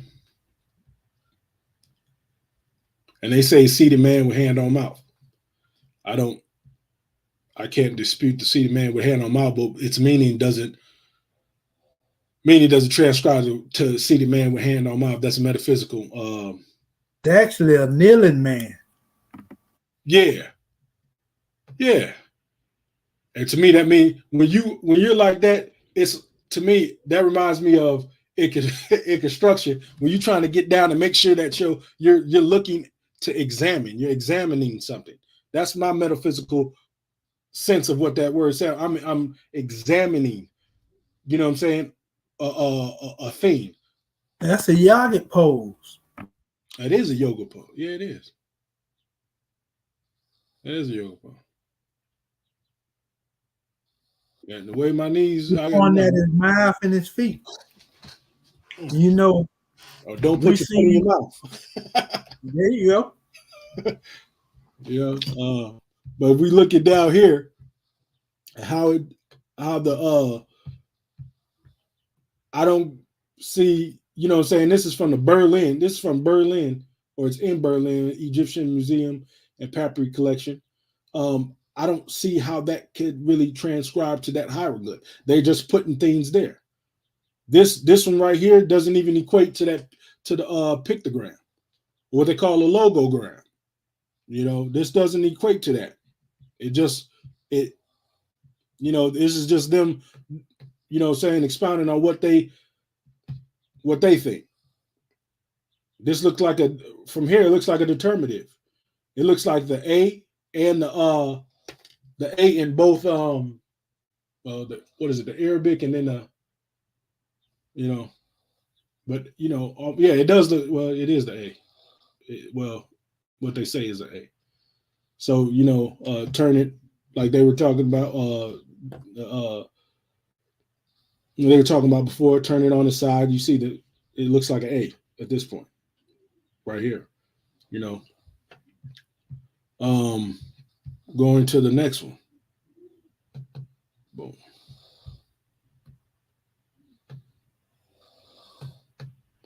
And this is the, it says wow. And I didn't get the definitions of what this word, but it gives you two different that's purification. Yeah, and that's what I was thinking. The purification from or how we say the wisdom comes from on high. Well, if water equates to the wisdom, that's him being him that went to that hair fit and is pouring forth that knowledge is coming through him. You see what I'm saying? That's what, also the concept of voodoo. Yeah, that's right. Purification of knowledge, because knowledge is synonymous with water. Islam. And so I'm going to take this is what they have, and I'm going to get this. I'm going to put it from the Aku. The Aku. Oh, what happened here? Okay, let's go back. See if it goes.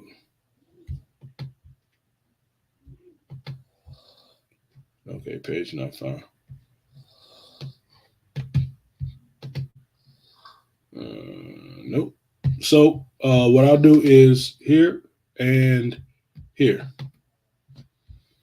And this is the only, this is what they have. This is the fifth dynasty that they say somewhat, I'm gonna say what they say as originated in, and this is the sixth. So these two aren't even in the same likeness. You see?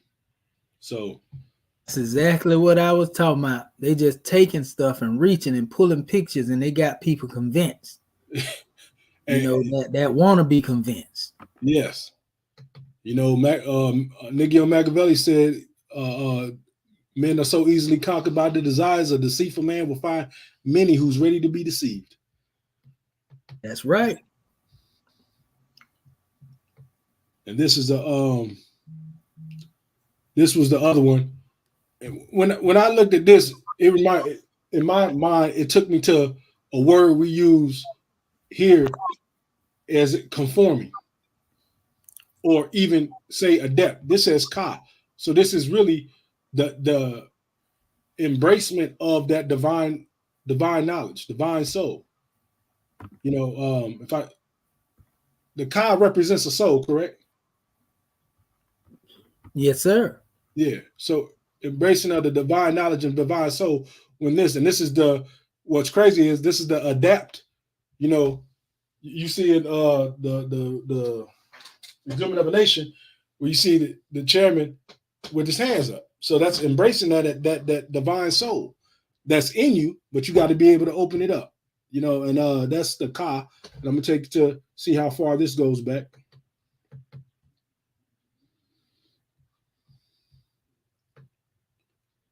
You see, it also looks like that, almost like that door flipped upside down. And if you think about it, he said, if you knock, you may enter. But see, then we're looking at this right here. That doesn't, I don't see how that equates to that. Or this looks like two sickles on a, I don't know. So we're just, you know. That's what it is. The more you observe a lot of that stuff, you see like these people ain't making no sense because they putting totally different symbols up there trying to fit them in. You know, and you know, a lot of this go back to Moeller's work. You know, we see what he was trying to do, you know, but we also understand this go back to the Tanis manuscript. Remember, the Tanis manuscript is where they first came up with the concept, you know, of trying to give what they call a sign list, where Gardenia got that idea from. Remember the Tanis manuscript I was showing y'all? Islam. Islam. So they reaching. It's like, let me find any symbol that I can and put them all in one group, and then you'll see them apply that same picture to a whole nother letter. Exactly. So we catch that. I see y'all using them tools, man. Y'all know how to go through there and navigate. Now I'm loving that. And then the one reason why I picked this one, because I remember hearing that this was the oldest symbol of God and man. This was the oldest symbol of God and man. So that's the one I was talking about, placenta, a symbol too. There's a connection to that. But go ahead, brother. And if you see, ain't that saying Ra or Ray? That's exactly what that is. So yeah, that's exactly what that is. Ray, Ra. So I was gonna do the one with the bull horns and that symbol. So people try to demonic place it as a demonic symbol, and it's really more divine than they think. You know what I'm saying? But that's because they only have they don't go into the full, you know, research of the word. And this right here This looks like a, what is that? It's not a, is that an M or H? No, I was thinking about Arabic. That's an Arabic. Let me go to If it was an Arabic, it would look like a H. Yeah, that top one up there. yeah. Yeah, it would look like a H. You're right. If it was Arabic. Yeah. So I'm gonna go to trace this back, which they say sun disk, star, sky, earth, water. I don't see how they got water in there. Water is a squiggly line. I want to say something too, Brother Batibe. See that symbol you got up top? That's one of the most universal symbols across the board. Mm-hmm. You'll find that symbol everywhere. If you go into the chart of even what they call the symbols of the zodiac, because you know they got a zodiac characters, and you'll see that same symbol. If you go into all the coaches, you'll see that same symbols. In Sufism, they call it the dot in the middle of the bot. Mm. You know what I mean? Which represents the presence of the ism, the presence of God, basically. But I just wanted to add that there. So Ra in the center of the universe represent divine light, don't it? Islam. And that's crazy because you know they got that new symbol that's coming out where they got the white and the blue, and they call it the block of the. It's supposed to protect you from the evil eye. Look just like this. And you said divine light. The Turks, who restaurant I go to, they got it in there. I know what you're talking about. Mm. They got it in there hanging before the threshold of their kitchen. Mm. And so yeah, we see this goes, and I'm seeing that this transfers through all the languages. Like this symbol right here to this symbol right here. This symbol right here, this goes through like several different languages that you know, across the board. This one. So, you know, it shows that really most all languages stem from one. And that unity is what has blocked us, or not seeing the unity has blocked us from really getting to the truth. Because this is crazy. Let me see if that was oh, that was the last one. Oh, there we go. And the fish. That's not.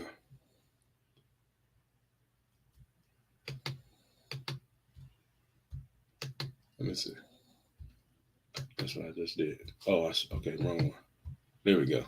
And this is the they say the ox leg, and you, I think it was it's on actually the opening up of this of the E.A.R.S class, but this is the ox leg, or what we say the scimitar, which is also illustrated in our flag. But the front leg, it says front leg lying, and it says represent the cattle, but its metaphysical property is way more in depth than what this is really saying.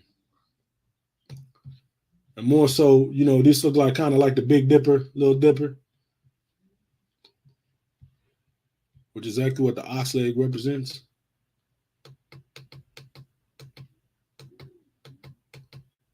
Also, look, what is that letter? S in Arabic? This right here? Oh, talking about that right there? Yeah, kind of like that. What is it? SH or S? Sod, Seen and sheen. Seen and sheen. Yeah. Okay, that makes sense. Makes more sense of what I was saying. Islam. And so this is just what I was some of the things that I was going pick, the letters I was picking in order to trace them back. But I would, like I said, I would always look for the more of the divinity in anything, as opposed to a divine explanation as opposed to just putting pictures. Like this doesn't even, to me, this doesn't even look right. The Kepri and the Kepri. This more so reminds me of the skull and how the division of the actual skull. You got the two sides and then the frontal plate of the skull. And the dung beetle, what it does is rolls the dung into the ball, so it's even taking waste and forming, something of substance that can be used. And that's what if you're looking at the effect of the life, what you go through in life, you manifest anything from your situations that you go through. If I can get this right. There we You go. can tell what happened. Moeller was comparing, these things to what he thought looked like certain things. Like he would put that in the front and then go through different papyri and then take those signs and extract them and try to compare them to the letters. You must have too much hemlock. Right. We give honors to the fact that what he did, he put the dynasties on them. But the thing was, the comparative measure, didn't go into the aspects of where it should have went. One should have been able to find, like I say, more out of the grouping, information as opposed to just like they showing them here without the pictorials. That's how it should have been from the onset. You know what I mean? Yeah. Yeah, but we see what's going on, and then Champollion came through and he went crazy.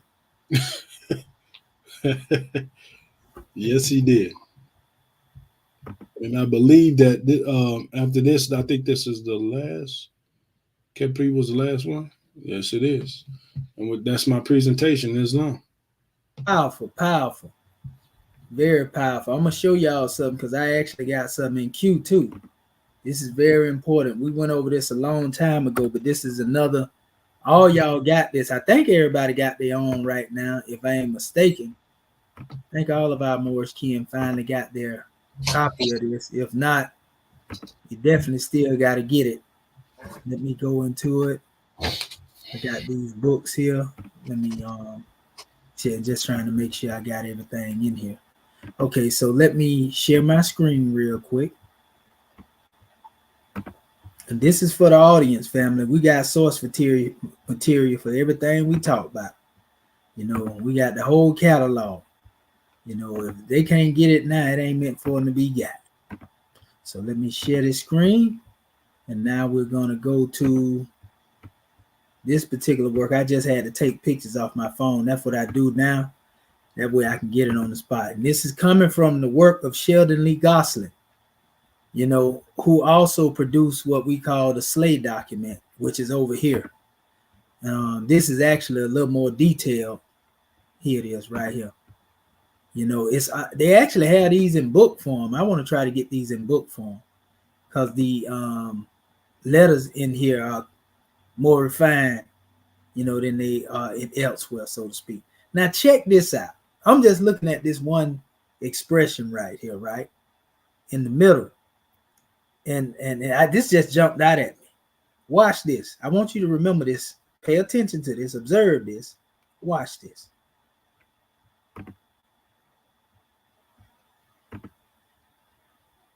Trying to get to our Senzar chart.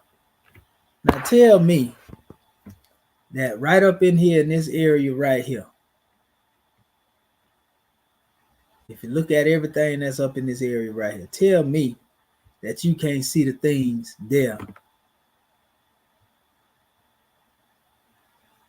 Hold up. That you see right here.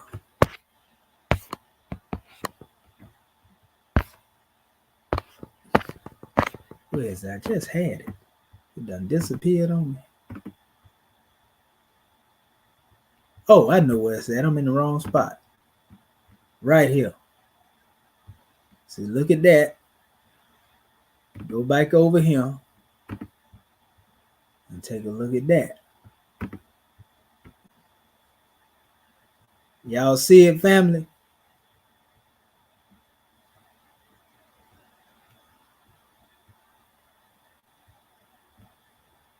And we can see a couple of those expressions down here.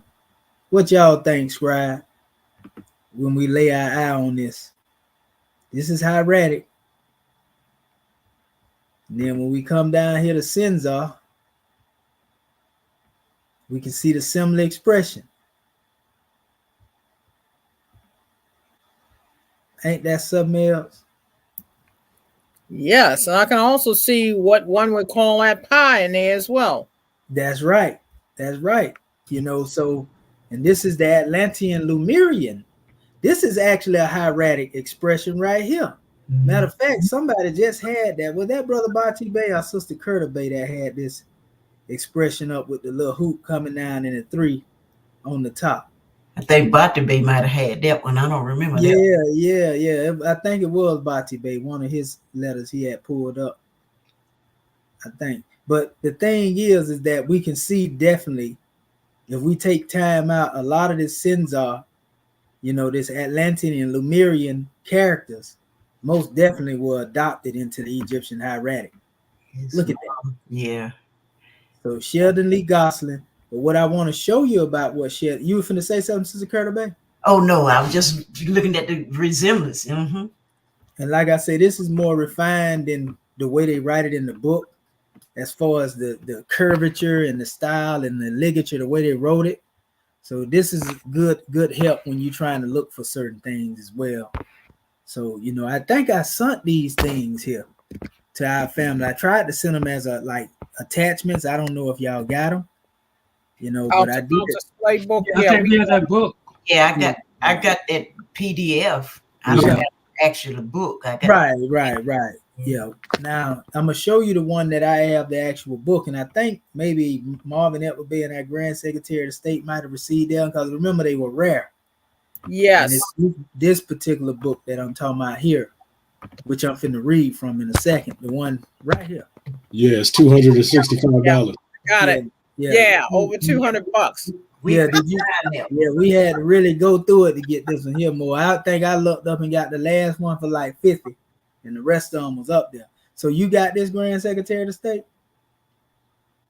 Yes, sir. And then Marvin Appleby, did you get this too? Yeah, I think I was trying to get it, you know what I mean? But then again, for that price you was talking about, Okay. they didn't have it no more. So yeah, no, I didn't get it. Okay. You got it, Curta Bay? No, I think that's the one me and Bata Bay. I thought you, Brother Edwards Bay and the Goddess got the last two. Okay. And by the time me and Bata Bay got to it, they didn't have no more, and we never could find it nowhere else. Okay. Well, Islam, yeah, it's I think it's out of print. Maybe you might find it, look up again and find another copy. But what I wanted to show you is out of this, and it's the same person that actually produced, you know, all of this right here, dealing with the hieratic. You know, these are the tools we were able to find to utilize, you know, luckily, so to speak, and it helped us to really learn, because this has the Unicode in it and the pictorials as well, and it can help you when you're going through your Akutu and your hieratic paleography page that we use with Molar's tool. So, you know, all of this is definitely the tools that we utilize. But I want to go to the book. I want to go into this book and read this real quick for you all, what's said here. And again, this is coming from the writing of the late Egyptian hieratic, A Beginner's Primer. And it says, for most students of Egyptology, let me blow that up. Let me see here. I want to make sure, okay, make sure y'all can see this. For most students of Egyptology, hieratic, the cursive form of Egyptian writing, is learned long after the basics of Middle Egyptian grammar have been mastered. The study of hieratic text, it says, is a specialty subject within a specialized field of ancient language study. So it may seem at first odd to think of writing a primer for the study of hieratic. However, hieratic was a central aspect of the literacy of ancient Egypt. The false impression that Egyptian texts were written predominantly in hieroglyphs is seriously misleading. and only due to the modern scholarly convention of publishing and teaching hieratic text in an artificial hieroglyphic transcription. Do I need to say that again? Now, we already know about the pseudo hieroglyph aspect, but they said artificial hieroglyphic transcription. This is how they've been teaching y'all, family. All the ones running around here running their beak, they've been teaching y'all hieratic text in an artificial hieroglyphic transcription. The need for this current work to correct our approach to ancient Egyptian language is therefore quite obvious and long overdue. And so we are the ones taking up the charge. And then they went into the writing was a particular craft of the elite group of scribes, and such served to keep most Egyptians from holding power. The scribe both recorded the imposition of taxes and collected them. It was in short the scribe who kept accounts for everything in ancient Egypt, so it is easy to envision that writing initiated a power base that generated Egypt's move toward a central government. You know, now I'm going to show you some more stuff right here real quick.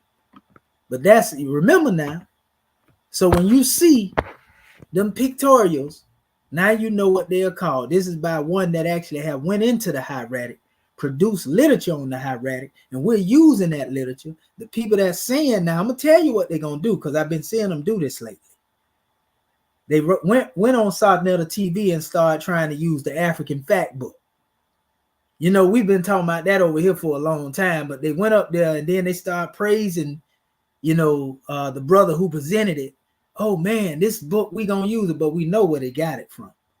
Half of them looking at our channel stealing. You understand? And they feel like in order for them to be successful or succeed, so they're trying to figure out the methodology on what we're doing. You understand? Because it's about money for them. They're doing the same thing the European was doing during the time at Champollion. You know, they in a race, you know, to now try to get into the hieratic. But a lot of them are coming over here trying to steal information and then regurgitate it to support what they demonstrate. They want to come forth with that reverse engineering scholarship and try to overthrow what it is that we getting ready to put out here. That's why we ain't putting out here our methodology. That's why we ain't involving everybody in what we doing. So when we finish doing what we doing, and I'm still at it over here, you know, we already showed y'all where we were in some of the, you know, the books, but we coming. Just know that. But when it said false impression that Egyptian texts were written predominantly in hieroglyphs, you know, they'll try to act like this is saying something else. But when it said right here purposely, the modern scholarly convention of publishing and teaching hieratic texts in an artificial hieroglyphic transcription, game over. Game over. Case closed. You see? Pseudo hieroglyphs. Champollion's pseudo hieroglyphs is an artificial hieroglyphic transcription. Case closed. So now when we go over here, there's one more measure I want to get into before I open up for my next scribe. Let me see here. And it's actually this portion here. Listen to what they say. It says, it is safe to assert that most ancient Egyptian scribes would have been taught hieratic from the start, and probably with little, if any, background knowledge of the hieroglyphic form of language. Oh my goodness. But they telling you in modern academia that the Egyptians had to learn hieroglyphs before learning hieratic. You see how this don't make no sense? If they had to learn hieratic first, then hieratic had to exist before hieroglyphics. Don't that make sense? If the ancient scribe learned hieratic first, make it make sense, people. So anyway, and they had little background knowledge of hieroglyphic in the form of language. It says, Hieroglyphic writing was a genre of the scribe or artists. What do artists do? They draw. What are hieroglyphics? Sacred engraving, sacred carving. So even though they're using the term writing, don't confuse that with alphabets. You see? Because you can write and it's not alphabet. So it says hieroglyphic writing was the genre of the scribe or artists, not the more common scribe who would be employed to write a letter, or keep legal business records, Oh my goodness, it's over. Armed only with the verbal knowledge of Egyptian language. The scribal students were trained to write hieratic probably in the same way that young Chinese students are still trained to write Chinese signs. I talked about that earlier, didn't I? Students memorized sign groups and how they could be put together in different ways to convey precise meaning and grammatical nuances of the language. And this is exactly what we've been able to. That's why we was able to look at that E.A.R.S papyri and we could actually see. We can see, those sign groups, so to speak, and how they're put together. And we're going to get greater with it. So this is a powerful, family. Unfortunately, if the ancient Egyptians had anything like a hieratic primer, it has not been preserved in the archaeological record. And that killed it when I be asking them. I say, if y'all say that this, is the true language, then give me the alphabet chart. Produce the alphabet chart that existed prior to the ancient Egyptians. It don't exist. Like I said, it has not been preserved in the archaeological record. What we do have is a fairly large collection of hieratic texts that may well have been used in some way to educate students. Student copies of many of these texts exist, showing that sections of text were copied and recopied to train scribes in the calligraphy and subtleties of the grammar. It says the correct understanding of an ancient text or of a grammatical form often hinges on a problem of the correct transcription of hieratic. There you go. And that's the problem. You see, they trying to transcribe something that they have no knowledge of. So like Wallace Buzz say, it's mere guesswork is what they demonstrate. The correct understanding of an ancient text or grammatical form often hinges on the problem of the correct transcription of hieratic.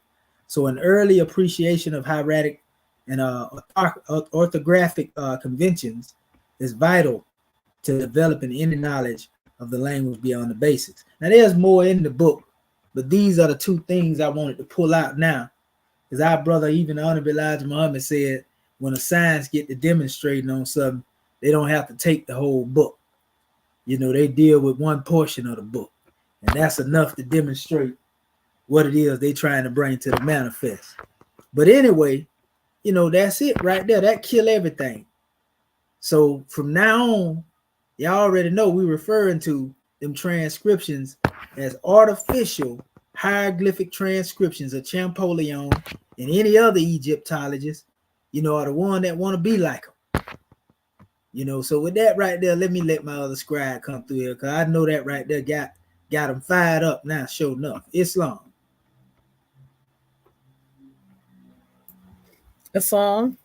Islamism without the schism. Woo-wee. Powerful. You tearing them up. Having already risen, giving praise and honor where due, I want to share my screen. I'll tell you, that's powerful, Dr. Shahid.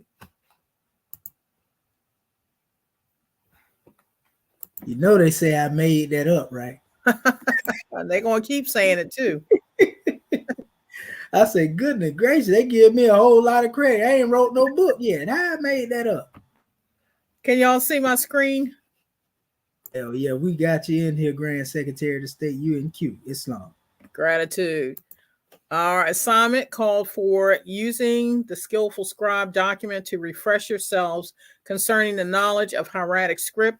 Use your hieratic tools found in your AKU website to aid and assist you and familiarize yourselves with their use. Give an example of how you reverse engineer transcribed 7 hieroglyphs of your choice back into the hieratic script. We want to give honor to this class and also to our scribes, bringing forth their grand measures, gratitude, and to our family online.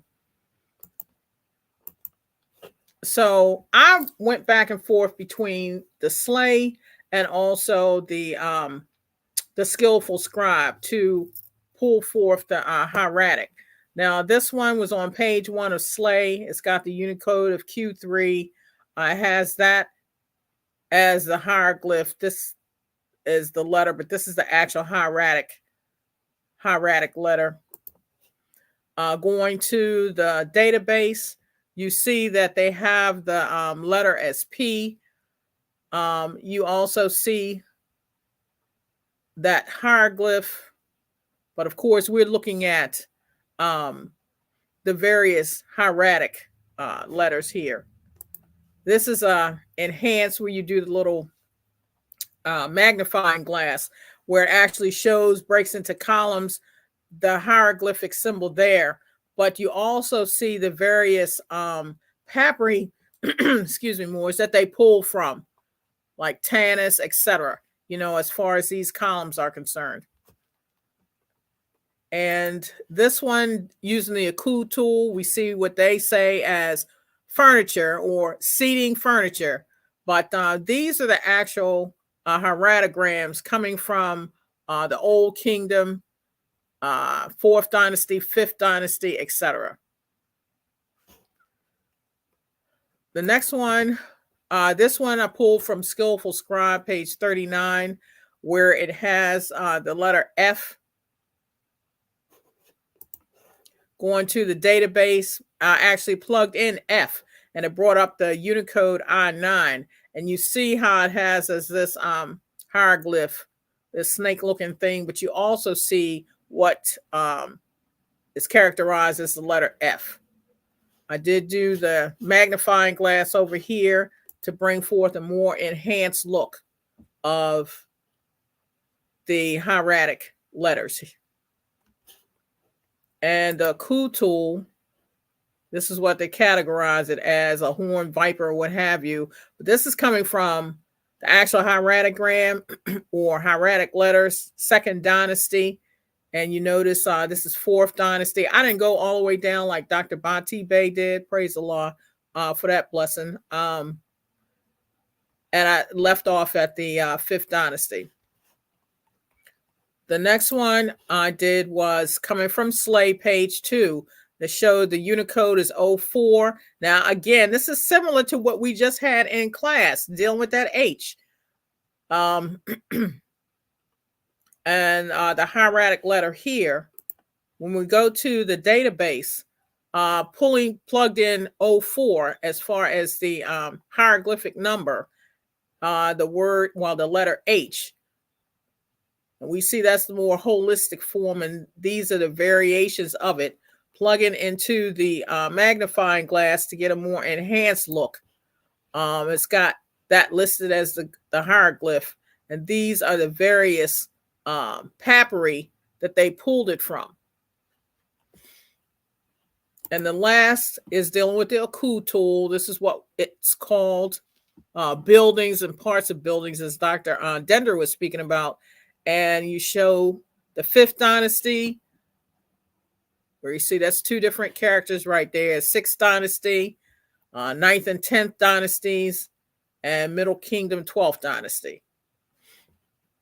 The next one I went to was coming from the Skillful Scribe, page 48, which they have the hieratic letter M. Plugging it into the database, this is the Unicode of G17, and as Dr. Bati Bey had that Egyptian vulture, you can see similarities there. And this is the hieratic letter M. And magnifying that, you can see the letters M here. When we go to Aku, they have it listed as owls. You can see the actual hieratogram deal with the 4th dynasty, 5th dynasty, and the 6th dynasty. It doesn't look anything like an owl to me. Moving on, Slay, page 3. They've got the Unicode here in Slay. The hieroglyph, the letter, and the actual hieratic letter, which for me, it was easier to go into the book that you just described, Dr. Shahid, as far as Slay is concerned, than it was for the Skillful Scribe. Pulling the Unicode D58 into the database, we see the letter B, and you can see the hieratic letter here, given an enhanced version. That's the hieroglyph. This is the hieratic letter. And using the Akul tool, they've categorized it as leg, but this is what the actual hieratogram or hieratic letter looks like in the various dynasties. Next one, coming from Skillful Scribe on page 53, hieratic letter R and transliteration. Plugging it into the database using Unicode D21. You see R here. And now this had the D21 plus the Z1. So you notice the 2 symbols here. When we go to the enhanced of the database, it's still showing the 2 symbols, but you can see that the actual letters here. And the Akul tool reflects, and they call it a mouth, but you can see coming from the 4th dynasty, the actual hieratic letters. 5th, 6th, 9th, and 10th dynasties. This one coming from the Skillful Scribe, dealing with the hieratic letter and denoting N in the database. We've got the Unicode of D35. And you see it's slightly different when you look at it here. That hook that we were speaking about, dealing with Censar. And now you see there's a hook there, but it's different variations. That's the actual, what is considered a hieroglyph. And we also saw that, spoke about that, what looks like an N and a dot over it. More enhanced view of the lettering for hieratic. And the Akul tool, which is coming from the description of arms outstretched out to the sides, similar to Dr. Bati Bey's, where they're up toward the heavens. Here is the hieratogram for the various dynasties. Wait a minute, hold up. I see it up here talking about subcategory posts. So they talking about people with their hands out. Yes. Yeah, why they can't be people with their hands out giving praises to the Most High? Exactly. That's also a yogic demonstration with the mudras. Yeah, why they got to be poor people now? Islam. That's part of that discrimination that they were speaking about. There you go. Source materials. That's exactly. You don't want the Egyptians to describe their own demonstration. No, let the Europeans retell the story. Come on now. What you say, make it make sense. And that's the end of my assignment. Gratitude. Goodness gracious. You ended with a bang on that one, because I was like, wait a minute. I seen that poor people, huh? Okay. That's what I'm saying. That's why we got to define the prophecy. When we get the pen in our hand more, you already know what to do. Goodness gracious. Grand job, Grand National Secretary of the State. And we can see all our scribes are proficient. You know, when we first came in, you know, this group of scribes that stayed when everybody else fell to the wayside, the scribes stayed here. These are the ones, it ain't no reason why these ones are here. Like, and somebody else know the ones that everybody was here in the beginning. And people chose to leave. So this is why these are the scribes. So the thing is, and nothing against the ones who left and did what they did, by the way. You know, but these were the scribes who came in with a painstaking, you know, task of going through these particular measures when they had no idea, you know, what these things was, and now look at the scribe. This is just the second cycle. And they are already on point. So, you know, all us ready now, you know, so our people can't help but get the truth. You know, we are the professors up in this demonstration right here, you know, and so praise be to the great God. A lot of ones already got their credentials and everything to teach, and this is what we teaching in our institution. So now I ask the question, you know, if Prophet Noble Ali deal with ancient Kemet and the hieroglyphs, well, then we show you the methodology that's used in the Moorish Holy Quran. It's the same one that was used by Apollo, the same one that was used by the ancients. All right, we'll rest our case right there. So we picking up and we continuing, you know, the aspects that we supposed to be continuing. What our prophet wasn't able to show you, we showing you. And he teaching us from the soul plane. Islam. All right, Brother Marvin Edwards Bay, come on up in here. They done stirred me up. Islam, grand man. Gratitude. Very powerful demonstration by the scribes. Share the screen.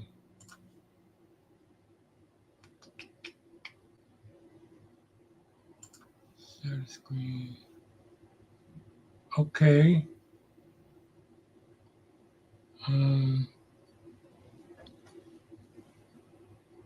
Entire screen. Okay, share. That thing where I was at. Okay, let's go here. Okay, did you see my screen? No, sir, not yet, brother. You got to hit your image on the screen, then it'll come up in queue.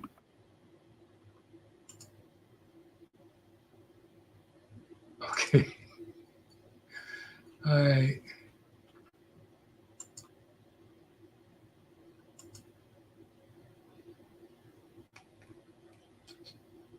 All right, I got you in there, brother. Also, wait a minute. Okay, you got me in there now. Oh, yeah, you up there. You share.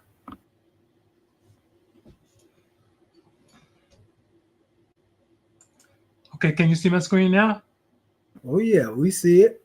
Well, I had it up there. Okay, anyway. All right, this is my demonstration. It wasn't up there before, good brother. Trust me. Yeah, okay. I know, because, It's all right. long. It's all right. Go ahead. All right, yeah. Yeah, I mean, like, I don't know. I was trying to really figure out what you was saying, you know what I mean? But this is it right here.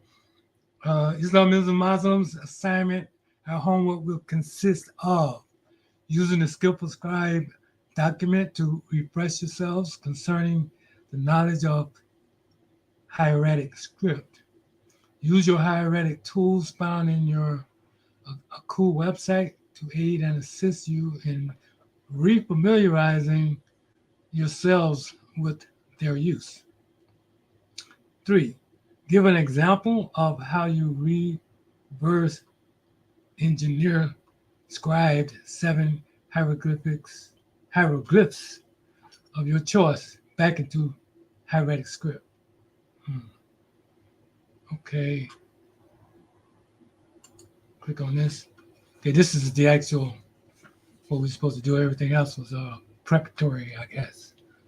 Give an example of how, you know, and like I was, you know, at first I just did something like that. You know what I mean? I got picked several hieroglyphs, you know what I mean? And actually showed the actual hieratic that was next to it. You can't hardly see it right there. Hey, can you blow that up a little bit, Brother Marvin? That would be. I mean, open up your screen. Like on this particular one, I may not be. You know what I'm saying? Okay. Because that's Okay. just the way I captured it. Okay, it's long. I mean, like, wait a minute, hold on. Okay, there we go. All right, yes, sir. That's better. Is that good enough right there? Or you want to go up some more? Oh yeah, that's good. I mean, we just want to see the letter. Yeah. There you go. So that we can see what's going on. You can move the screen to the side, left or right, when you showing us. We just want to make sure our audience can see it. Okay, like right here. Oh yeah, that's perfect. Okay, so yeah, so this is the hieroglyph symbol, and it represents Neb, and this is the actual hieratic um, representation, in my understanding. Um, this is the one that Dr. Bate Bey had. No, he had the vulture. This, to me, this is like the hawk, and basically, it's. Let me move it over a little bit. Birds, falcon, falcon, nide. So I guess that's a different language. Um, so yeah, this is, and we have the. I can go into that part of it, which is in the occult tool. I think I did that later on. That changed, started doing something else. Anyway, so this is the bird. Um, I just bring that one up just so you can see it better. Yeah, that's the bird that they have representing the hieroglyphs, and this is Heru. Is that correct, Heru? Yes, sir. That's exactly what it is. Okay, well that's kind of like why I wanted to get that because that symbolizes Heru is he who is above, and this is the actual hieratic um, representation. I put it like that. That's the hieratic letter. But it's more than one letter though, right? No, it's only one letter, but they had different forms of the writing style of the letter. Yeah, that's where I got kind of caught up because I thought a letter was just one single letter. It's just like Arabic, right? You got one letter A, right? But different styles of writing the letter A based on who it is that's writing it. And so it's Right. one letter. And as far as this ain't even a letter itself per se. It's a triliteral, which Right. is a whole word. You see That's what what I'm I'm saying. saying? That's But what I'm saying. it's different representations of that triliteral as well in hieratic based on who drawed it, so to speak. Absolutely. Mhm. I understand. Well, see, this is what I'm saying. I always complicate things, so bear with me, you know? No, you all right, brother. I was just giving you aid. That's it. I appreciate that. It's needed too, definitely. And so we go down here to these three flags, right? Which is the hieroglyph, right? And it's Neteru. You know what I mean? Which is also a symbol of, is that also a symbol of, say, God? Yeah, that normally represents nature. But the thing is, it's saying neteru, Right, because to them, they would say three of them, you know, would basically mean plural. right, Them the rules that they put together. We don't know if the ancient Egyptians taught that. You know what I mean? But that's right, what they have said it is. You understand? And that's what we point out. right. The Okay. rules that they have created. Some of the ancient Egyptians probably look at them three expressions and say, "No, that's netta, netta, netta. That's the triune Allah, if you want to put it Wow. that way. You know how we would say it. You know what I Yes, mean? sir. Yes, That's sir. the Absolutely. triune netta, and they up there talking about netta, netta, netta rule. You know, Right. but we get it though, because Yes, this is sir. where we place the symbol, so to speak, the character, the letter, so to speak, in context of transliteration. Yes, As sir. opposed to dealing with, these pictures that they have transcribed, this artificial transcription, so to speak. Right. Because that's all it is. The transcription is putting the picture beside, the actual word or letters. Like I said, which first took place in the Tanis manuscript. Go ahead, brother. Right. Okay. Yeah. So, yeah, I'm just saying, I just wanted to just break it. And this is the coup tool, which actually gives a different, I didn't show it right here, but this is what they come up with, saying it's temple utensils, sacred emblems, standards, wands, symbols, Jack the Bird and all of that. And so we go to the other side. That's three of them. And here, um, I got this brother laying on the table, you know. Sigil. Guess we can say that represents Sigil. And this is the actual hieratic letter. You know what I mean? Instead of A hieratic word. okay, gratitude. I stand corrected. Yeah, this is the hieratic word. And okay, so we're going down to the next one. And so all of these can be verified here when you go into the cool tool, but that's where I left it right there at the moment. And this says furniture, reclining furniture. You know what I mean? 855. And go back over here. One more. Okay, yeah, this is a symbol here. It's actually, I think this would be considered a ladder. Yes, Is that sir. correct? That's correct. Okay. The letter S. Yes, sir. Which is an S. And this is how they have it all looking all nice and neat in the kutu. You know, 034, bearing witness to that. And once I go down, I do have gotta be another one here, right?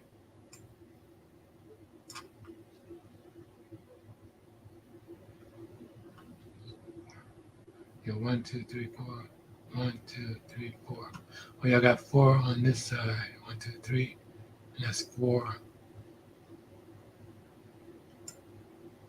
parts of the arm. And see, did I put? I don't think I did. Because this is the it's on D37. This is the arm. This is red. Is that the way you pronounce that, master teacher? Reject. Reject. Yeah. Okay. Reject. Say that again. Reject. With the T. I mean that. I'm saying judge. Reject. Okay. Reject. Okay. Gratitude. Yeah. Yeah. Because I I couldn't get to that level. You know what I mean of interpretation. Reject. Okay. That makes perfect sense. That's the actual symbol too. That go back to almost like that when you see the D, the T, which is to give.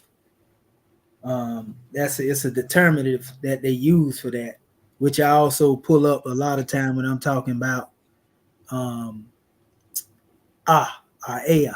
Yeah. You Yeah. know what I mean? I was thinking about that. Got the pyramid in the hand. That's the actual symbol right there that the brother from the Wolof brother was when he was walking brother Noka Rashidi on that video and he showed him. He said, Right when it was in the pyramids? Yeah, when he said this is Allah.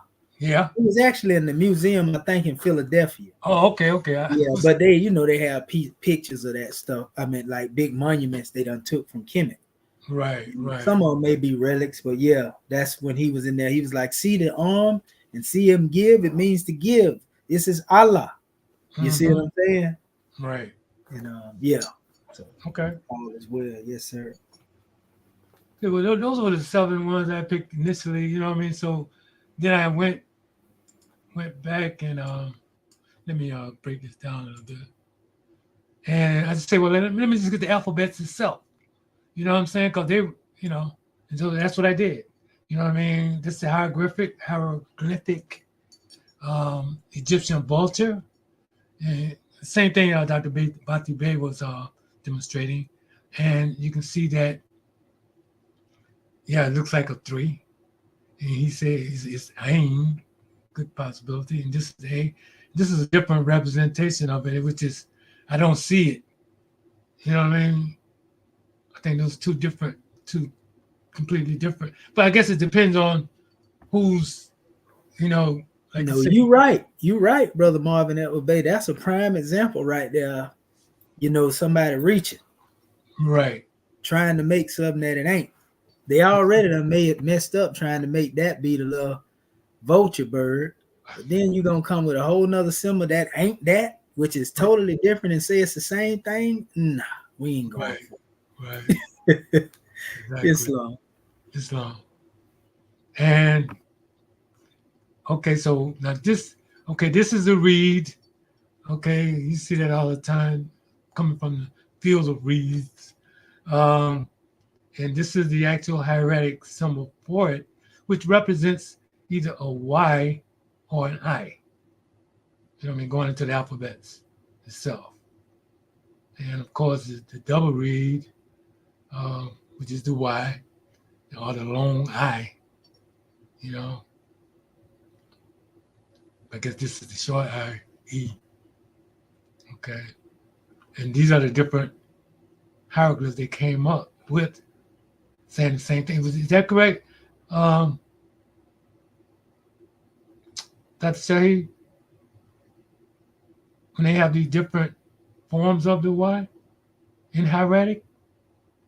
But what it is, they're trying to say that those, again, just like they did with that A up there, right? Trying that they want their cake and they want to eat it too, basically. They want to say the other ones are the reed lead, then they want to say these two dashes is the same thing. Right. And again, that's assumption because they don't know if that's what the ancient Egyptians were saying. Yes, sir. That's one thing to transcribe these pictures, from letters, but we, like I say, we returning back to the actual letters. And so we replacing these pictures here, with the letters. Right. That's how it's supposed to be. Yes, you know what I mean? Because everything, this is on the side is artificial transcription. It has served its purpose, if you want to say that right there, which was really purposeless. But they could have just came forth with the hieratic from the beginning. Right. And we wouldn't be have to go through this, what we got to go through trying to take it back to its original. Yes, sir. Yes, and sir. Everybody agreed that it's either pseudo-hieroglyphic or artificial transcription. And we got way too many sources that say it for somebody to try to buck it. Like actually, before I put this together, I didn't even have these in there. You know what I mean? I was gonna leave it just go from the letter from the hieratic to the translation. Yeah, and that's how our stuff is gonna be. Moving, forward. We just got to show them what happened. Right. Because every time we talk about this, unfortunately, we got to show them what happened because if not, they're gonna always revert back to them pictures. Right. Because that has to be embedded. So we have to mention that. Re-embedded. Yeah, we have to mention it. Yeah, because other than that, what is that? Even the so-called self-proclaimed Egyptologists among our people can't teach you this stuff. And that's what I keep saying. Y'all been here 30, 40 years teaching Kemet, and y'all ain't went into that. Really, it don't upset me. But it really just make me say, man, what's wrong with y'all? How y'all gonna be master chematologists? Everybody praising you done wrote all these books, and you ain't said nothing about hieratic. Something wrong with that picture. Why? Because y'all was too lazy to do what we doing right now. But now that we done what we doing and we came forward with our methodology like we have, we already know we got some people out there trying to bite it. But the way we teach it in such a way that they have to become a student in order to learn how to bite it. You understand? So a lot of them low-key looking. They low-key looking. They up in here trying to steal something. You understand? Yes, sir. I see it. Yeah, I can see the magic to the magic. So to speak. Yeah, but this take time. So you can't just come up in here and steal it and run away. Right. You got to really be a student. You got to know how it gets to one point to the next. Yeah, because nobody has taught this. We ain't saying it just to say it. Yeah, we have many sources where people have compiled certain things. But the way that we going into it, ain't nobody did that. It ain't never been a methodology on this. You see? Yes, sir. So we got to create the methodology and teach it at the same time. Goodness gracious. But the ones coming behind us, they'll have all of this. And they're going to take it even further. Yes, sir. Islam. Now this hieratic letter here, now this is the actual transliteration. Is that the is that actually the ayin But yeah, that's the hieratic letter. That's the A. That's another A. Remember, it's two A's. Right, right. It's a hard A and a soft A. So one is what are they is The one above is hard. This is a more soft, but if you go, yeah, this would correspond with that. Remember, we got the facial facial chart too. right. Did y'all get that? Did I send that too? You know what? I've tried it. When I saw you going through it in the video, I was saying, Yeah, man, I thought I had sent it in the email though. yeah, we got that. Okay, yeah. Absolutely. So yeah, I did that so that you'll have it for the sounds, because now we know the sounds. You know what I mean? Right, but I I couldn't. don't think it was sent in the recent emails though. No, that was one way back. Yeah, that's way back. Yeah, because I had to go find it. That's what I'm saying. Yeah, I wanted to get it and bring it They forward. playing because I sent that, and I sent a couple of attachments with this email that I don't see in there, but it's all right because y'all got you the sent main us doc- everything. I tell you, we Yeah, got it. Okay, so y'all got Right. them links. Y'all got the links. You just didn't get that picture. No, we got the picture. I mean, well, I got No, I'm talking about the facial Yeah, recognition. that's what I'm picture. saying. I know Yeah. you got it from an older time, but I'm talking about you didn't get it in this email. No, sir. no, not in this. No, Not sir, in this. we didn't get there because you didn't send it. Okay, yeah. I tried to, but you again- got it, so that's a good thing. You already got it, so you know where it's at. But yeah, you can use that and put it beside it, because I actually sent out to the chart that I created from all the alphabets that I went over in the classroom, but it didn't. It didn't come to me, and No, we didn't get that one. I wanted that one too, because I Me want too. You sent it. I saw it, but I can't. you know, couldn't pull it back yes, up. Yeah, send that one out with the Yeah. face. I thing. sent it, but I couldn't find it again. Okay, We well, want we'll our definitely- blessings.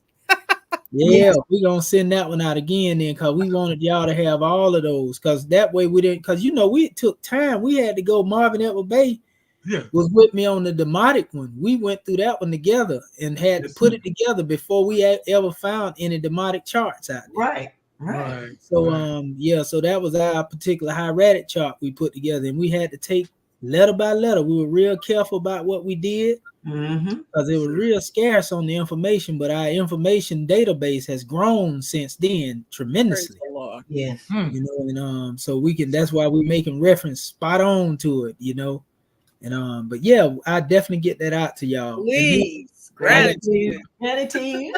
Yeah. We want Yeah, all Nico, our all this blessings. all this came from the Skillful Scribe, I think.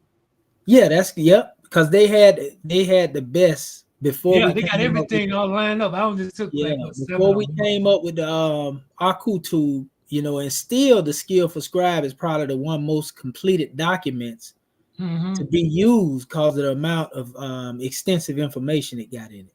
Right. You know what I mean? So yeah, that's why I say, anytime we're dealing with the hieratic, we're gonna go deeper into that document, because we haven't even went deep into it yet, in the first cycle. So praise be to Allah. We're in the second cycle. We're gonna go further into it, and it will refine our knowledge even more, because we are there where we identify letters where we see them. But when we get onto the aspect of being able to identify them, just like we look at the ABCs, right, that's what we want to be, and we're gonna be there after this particular cycle. We'll be there. Yes, sir. Because I can look at them right now and tell you exactly what they is, like we was doing before. But they growing with us, our audience. They also are growing with us, those who have been earnestly following us. Right. If they just coming in here, this look like, what in the world is going on? I already know how it looked to them. What they talking about, y'all? Yeah, like the A and the W, all of those, they're pretty much embedded in us right now. Yeah, it's in us. The B. Yeah. And the way to learn it, the best way to learn it is by looking at the actual, like we had the E.A.R.S papyri up. Just going letter by letter. If you do that and practice that over and over again, it's gonna come into your consciousness. Yeah, that was good when we did that. Yeah, that's our methodology, though. Nobody can tell us that. We came up with that. You know what I mean? That's right. And so then once we begin to do the letters, now we come into understanding, getting into the triliterals and the biliterals, and that's basically the next greatest task, which some of them we got, some of them we can recognize and see when we see it. So we coming along. Like when you was reading earlier about how the Chinese, You know what I mean? How they teach the young ones, from young, they show them groups of the letters or whatever, you know what I mean? And after they learn that, then they move on, then they put them up again to put them together. So I think that's similar to what we're doing. That's right.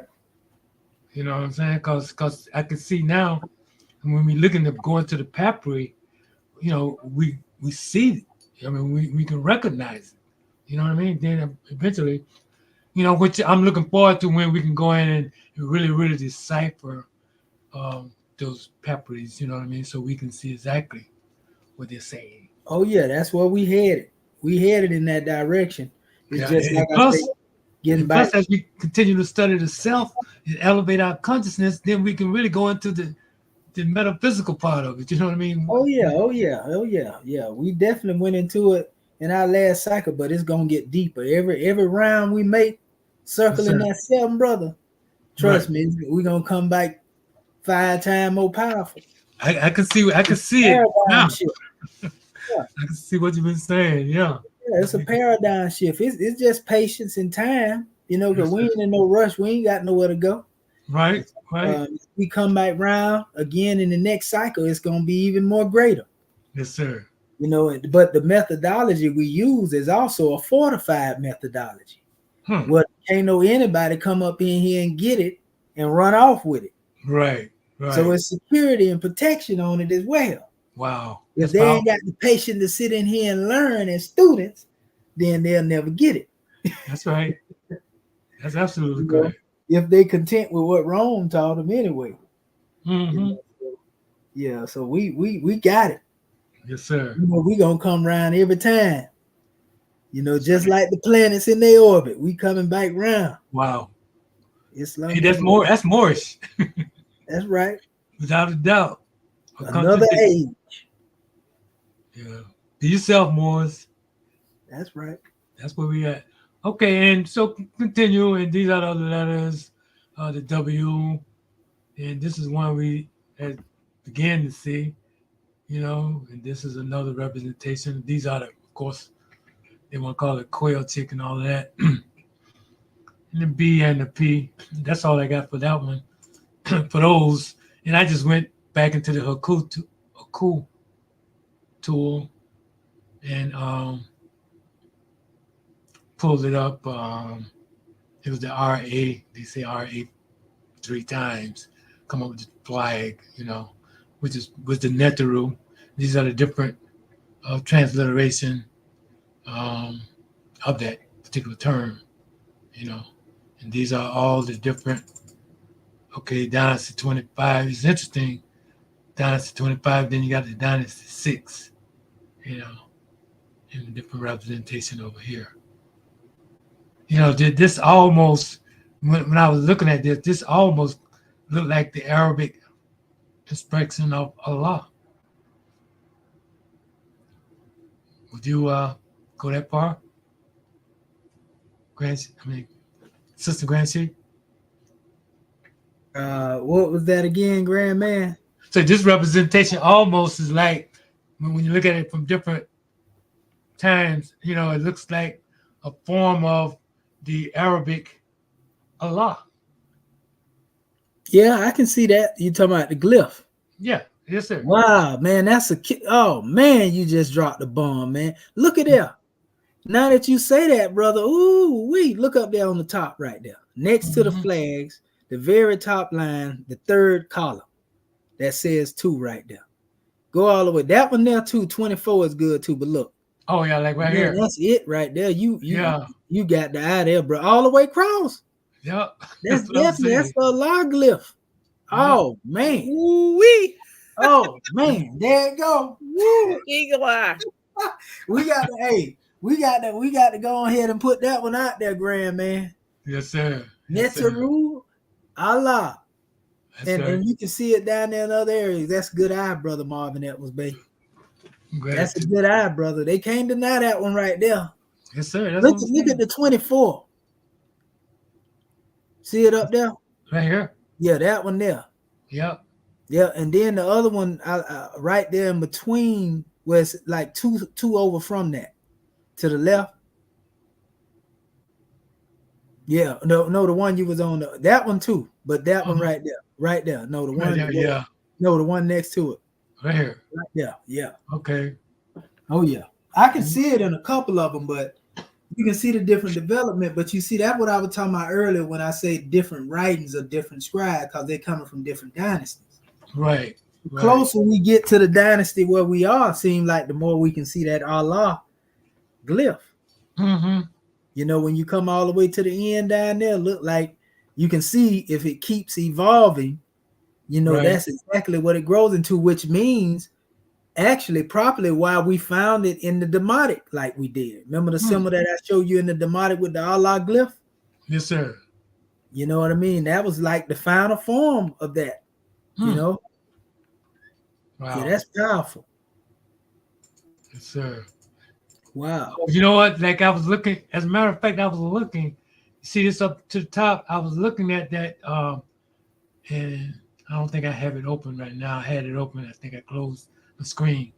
Where you had you had that representation of Allah, you know what I mean?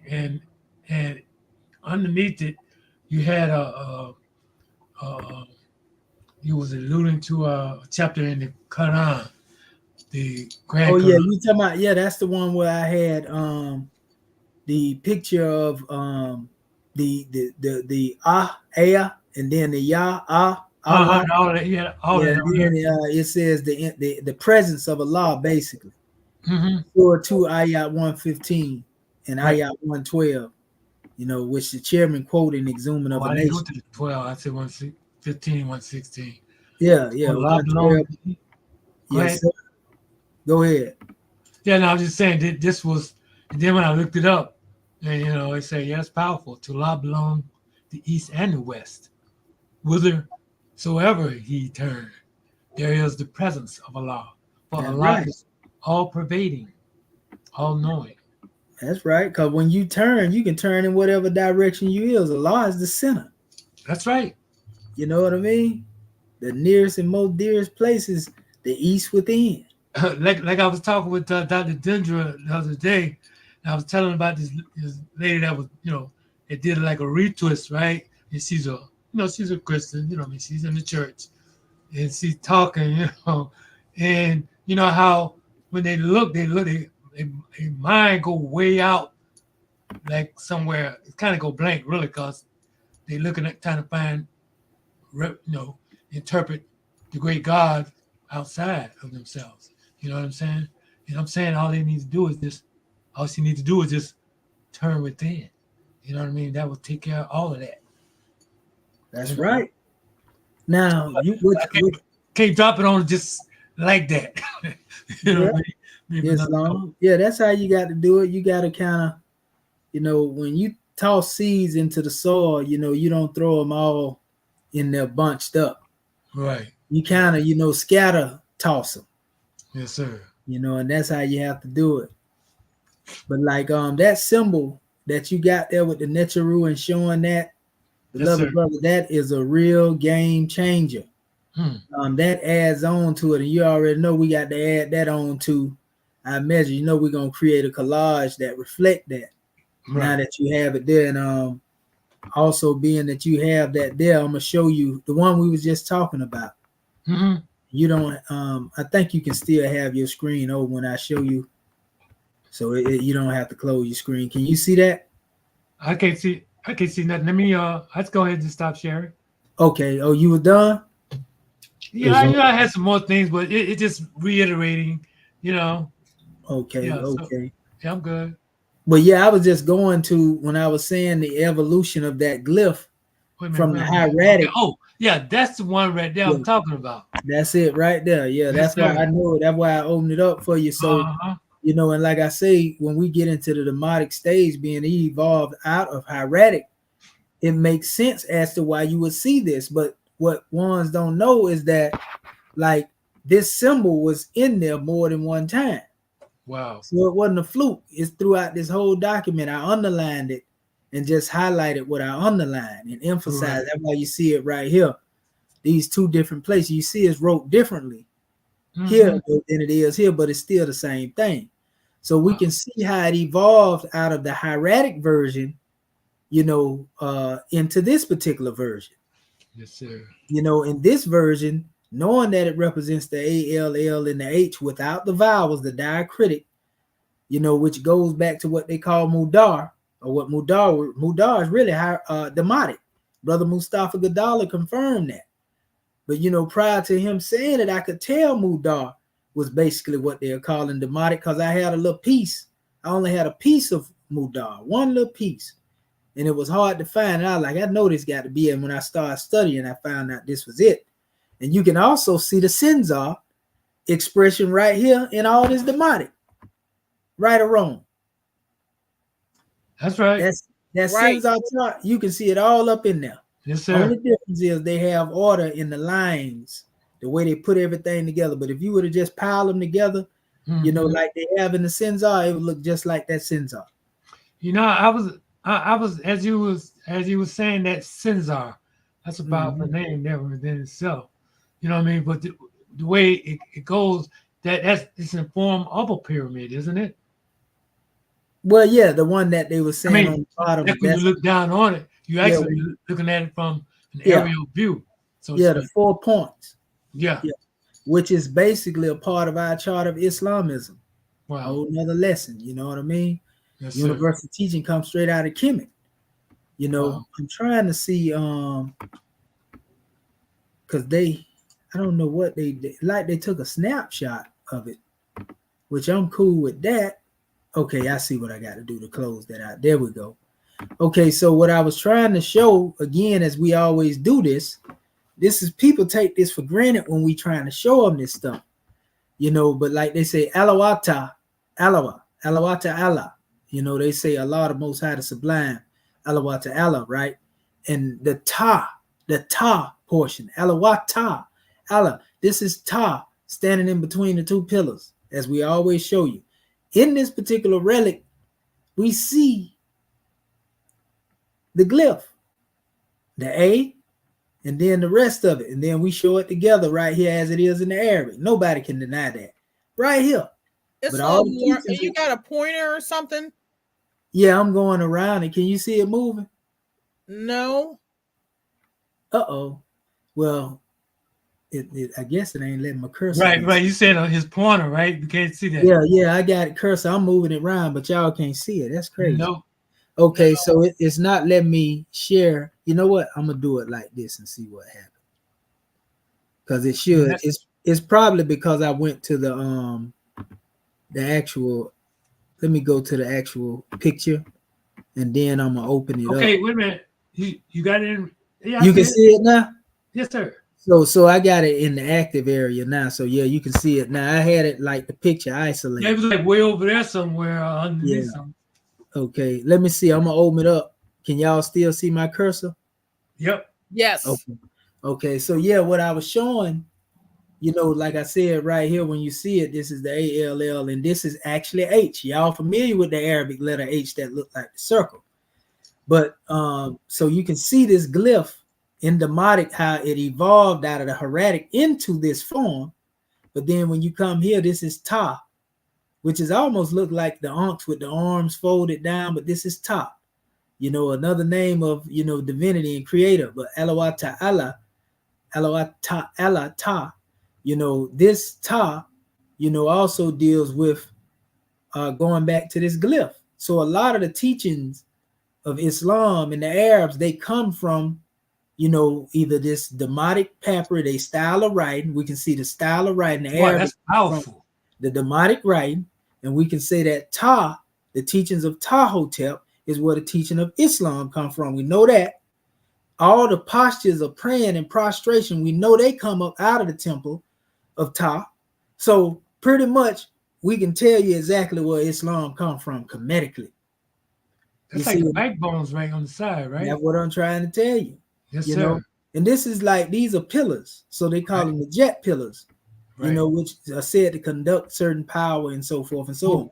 So, in masonry, they try to call this Boaz and Yakin, strength and establishment. You feel me? Okay. So that's what they call them. When you see them two pillars, that's where they copied it from. They copied it from Kemet. Before it was Boaz and Yachin, before it was them two pillars they talked about, it was, the jet pillars with Tar standing in the middle of them, or the center. We know Tar also represent the divine craftsman, Wow. The creator. But anyway, when you Wow. see the glyph down here in this same gathering here, we can see that this is most definitely the same as up here. That's right. And then I emphasized, I just took it from here and put it beside this so the people can see it. Then I show them how it comes into this stage, which comes from here, this particular Demotic papyri. Oh, absolutely. Then it evolves all the way to here, and you can't help but see Allah. That's right. You can't hide it. But then on top of that, what we find out not only is, this Allah, but when we see the in the form of, the arm, which represents, then we have the Ra, and the L is interchangeable with R. So that's La. This whole symbol right here. So when they say that Allah come from this, and they be trying to attack, Islam, and say Allah was a moon god, because this is the image they always put up here. It's Ayah. They got the right idea. They're just dealing with the wrong information. Right. You understand? Because the European who started putting that out here, they know that Allah's origin started in Kemet, but they want you to make you think that this is a pagan deity.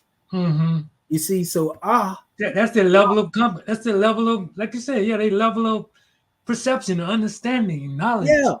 So when you see it again, this is that arm, that sound represents a word, Right. And then this is Ra, the Ra in the hand.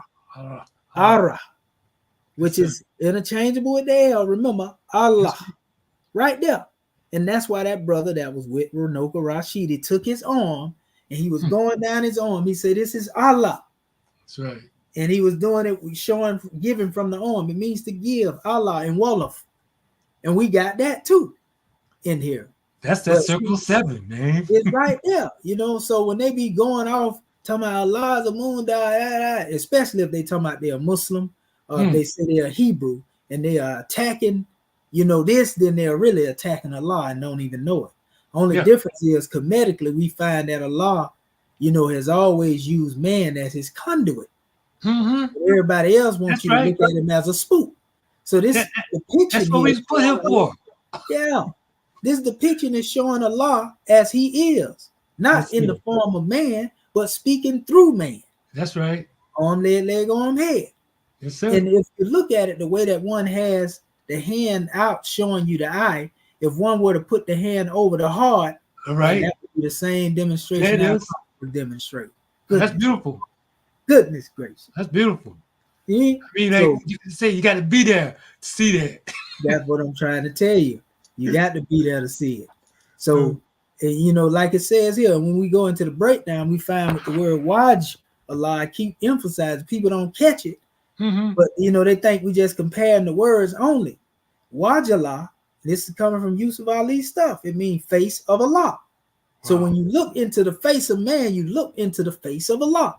That's right. Waj Allah, face of Allah. Waj Allah this is the transcendent essence of everything or inner reality of each entity. So this is what you should see when you look at your brother or your sister. You should see the transcendent essence of everything or the inner reality of each entity. Wherever you turn, there is the face or the reality of Allah. I think that's what's going to cause the Europeans to get water. It's really see us as we really are. Ooh, we got to go. Swoosh. And then when we bring it back to Kemet and say, well, Waj is Wajet, the eye of Ra, and Heru, the omnipresence of God in man. Goodness gracious. That's right. It don't get no plainer than that. That's right. That's the real Islam. That's right. The uniting of the Holy Quran of Mecca. Whoa. High self and the lower self. Goodness gracious. Whoa. It don't get no plainer than that. We trying to make it plain for them, but they don't want it. They want to complicate. They might be scared. You know what I mean? Like they eyes want to see it. You know what I mean? Because they just peeping. Because if they think if they open up too wide, they want to run. But they don't know that they got the same thing in them. Yeah, you can't run from yourself. You all got the same power. Yeah, you can't run from yourself. And Line eyes and line ears. My goodness. that's what I'm telling you. And here it is right here. Since I made reference to it again. See Yes, sir. the expression? That's right. You see? And so when we come over here, remember we was talking about the word that you had put up here a few minutes ago. See the Riddi? Richie. Yeah, Richie. Yeah. Right. It's right here. And then look, Emmy, to give. But also, you know, they even use the term Kimmy, to behold. They're showing all these different areas of the hand being given, right? To give. Now, when we come to Wolof, this is the Wolof language right here. Wait a minute, Mo. Pardon self. Can you go back 2 seconds? Okay, right here. Yeah, where were you now? Now, I was showing him Marvin Edwards Bay had pulled this glyph up right here. Oh, okay. I see with the little pyramid in there. Yes, sir. Yeah, so I was showing him. Yeah, and I had made reference to this right here. You know, so I was showing him that this same symbol here, you know, when you come down here, the brother that was with Renoka Rashidi, he was a Wolof brother. He said Allah means to give. It's the arm. And see, this is Allah here in Wolof language. It's African Wolof, you know, which are the Moors. The Wolof are the Moors. So then this is the definition of Allah in Wolof. God, his, her, it's, him, her, to, it. They gave it to him. Give. That's why he said it means to give. Wow. To give of the God that's that love. is Always giving, not expecting nothing in return. That's right. To give of the God that's with you. And Brother Bati Bay pulled up this symbol. He said, ain't that Ra? And I was like, yeah, that is Ra, bro. Wow. You know, and that's the symbol right there we have. So this, the R is interchangeable with L. So that's what array becomes the L. And so this is where La comes into play. See the arm is in there? Wow. You see, La. And this is the actual symbol that we showed you on the other page, but just a different one. Right. You can see the I better here. See the I of Ra? So that's right. Ra. Allah. Come on, man. You see? And not to mention this unisex headdress he got on here, because the brothers and the sisters wore this one. Right. The moon cradle in the sun. Oh, yeah. Wow.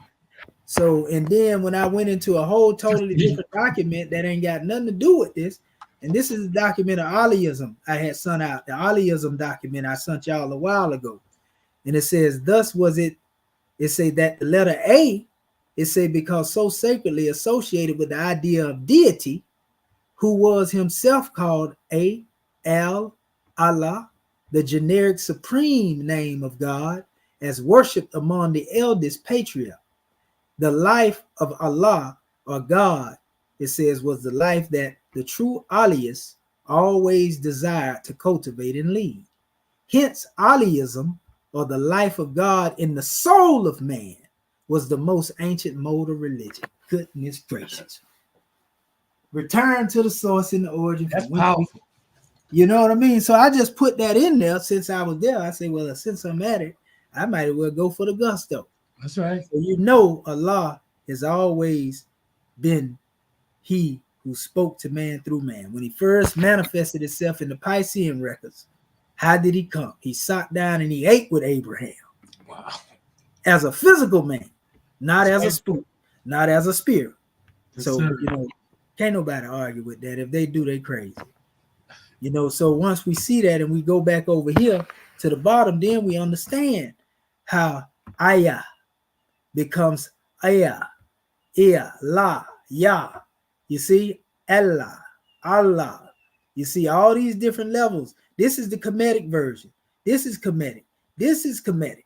So the word from which Allah and Yahweh, all them words come from, they go back to Kemet. You see, all of that. Tracing ourselves back. Yeah, through the language you can do it. That's right. You know, and then Allah here, this is the way that they also use it. And then this is the Hebrew way, AHLAH, which means the Most High God, and then Allah in Arabic. That's Hebrew. This is Arabic. This is Hebrew. This is Egyptian. This is also a portion of the Hebrew. This is also Hebrew, Arabic, Egyptian, all of that right there, these words here. So when people, again, are speaking against Allah and they say they are Hebrew, they're really speaking against their own creator and don't even know it. You understand? That's why I'm telling you, our people don't comprehend That's right. what it is they doing, because they ain't read something. That's why we should be humble. I mean, so that we can allow that truth to come through us, because it's in us. It's hard for them. It's hard for them, brother. You know what I mean? Because if somebody told them something and they ain't been taught something, our people automatically oppose it because they wasn't told that by their previous teacher. That ego. That's that ego. Instead of realizing that this is something that my teacher may have not known that's being taught. Right. They be stuck in the mode of whatever they was taught and don't want to hear nothing out of it. Or if they have a prejudice, chooses. I mean, yes, sir. Who he raises up. Right. He raises them up. Right. Or if they have a prejudice in them, they can have a particular teaching and they're only going to read and study from the aspect of prejudice. Just like them Hebrew brothers I had ran into out there, and I was trying to show them, this is what I was trying to show them, that it's one God. His name is Allah in Hebrew. His name is Allah in Arabic and in Kemet. Then I was trying to show him his name is Yahweh, one of them in the Hebrew, Arabic, and it go back to Kemet as Hu-He. You see, Yahweh, Hu-He. Yahweh. You see, Yahuwah. So I was trying to show them that, but they so caught up in their bias against what they think is a Muslim or Islam to where they already shedding down with it. And that's what happened with a lot of our people in this information. Right. They ain't studied the books extensively. I know it, because if they did, then they'll automatically know what I'm talking about. That's right. So that let me know. I know you don't know the language by virtue of you opposing this, because you're opposing the book that deal with the language that your book deal with. That's right. And that don't make no sense. So that let me know who I'm dealing with. Right. So but the thing is, if you don't know something, just say you don't know. Don't try to do that. You know, because you don't want me to be somebody telling you something correct because you think the audience gonna say, oh, Commission right. Just because I showed you something you didn't know. And that's where the ego coming in at. Right. They don't want you to teach them nothing. But then you come back a year or two later. Straight to hell. Yeah, but you come back a year or two later, though, they'll be using the same thing talking to somebody else. Right. You understand? Right. So they be getting it. They just don't want to admit that they got it. That's going to go against them too, because, you know, any degree of selfishness is selfishness. Yes, you sir. know? Yes, sir. Yes, sir. You can't hide it. I mean, it's some people that's watching everything. All of that. They see it. Yeah, so some of the people see it like, yeah, man, you just disagreed with that, brother. Now you gonna go and write a whole book on this information? Like, yeah, that's so being some people see it. When you put it plain and simple. Yeah. Yes, sir. But, I mean, I don't give them no slack. Yeah, ain't nothing wrong with that. All is well, brother. Like I say, they can say what they want to say, but the thing is, the general opinion men never alter the nature of the truth. And for those who think that I be making that up when I say that this is Hebrew, this is my Bible right here. It's over there on my little dresser thing, and it's called the sword. You know, and when this is how I used to get a lot of. This is what I ran one of the Hebrew brothers that's on SULTANATE channel. He ran off on me because Allah ain't real, right? And da. I say, yeah, I listened to it. This is brother Captain Tazariak, by the way. You know, I tell you who it is. And I say, okay, brother. I say, well, let's explain this right here. And I pulled this up. I say, here you go. This Hebrew right here. Eloah, the mighty one. Another singular title occurring some 50 times is Eloah. The word Eloah derives from Allah. This is the Bible now. Meaning to worship, to adore, and thus presents God as the one supreme object of worship. He ran, pew, and I was on the line with JJ, and he was like, man, Cap, I ain't never seen you run that fast. And I said, brother coming back, brother never came back. But he was trying to attack me, and I was trying to extend the olive branch of love to him when he was trying to attack me. And then when I pulled this out, he took off. Because he knew he didn't want that smoke. So I see that. I got that book too. Yeah. Yeah. You ordered it after I told you about it, right? That's right. Of course. Yeah, and that's what I'm saying. But so when they be out there talking that mud, talking about Allah as a moon god, I can tell they haven't studied the Hebrew. It's right there in your language saying Allah means the one God of worship. What are you talking about? Right. You know what I mean? You something wrong with you. And you'll get up, some of them will get up here and still try to fight this. That's Because right. in my Hebrew dictionary, the one we got, the strong, it's in there. And it goes deep. It even That tells means you to that the worship, word, to adore. it even tells you in that Hebrew dictionary that it's connected to the word Allah in the Arabic, though. In the dictionary I got back here. So, I mean, what you fighting for then? Wow. You know, if Allah is the same Allah, and matter of fact, this kill it here. The average Christian that speak Arabic, you know what they call God? Allah. Wow. His name's still Allah, even in the Christian doctrine of the Arabs. Wow. So what are you talking about? That's right. I mean, I don't mean to, sound harsh, but I'm saying we got to stop this madness. That's right. Well, You you can't let them up. Like, you can't give them no wiggle room. No, right? So Because they're gonna wiggle. that's right. Because the truth is that's the way the truth is. I mean, it has no compromise. Yeah. You know what I mean? We ain't feeling sorry for you.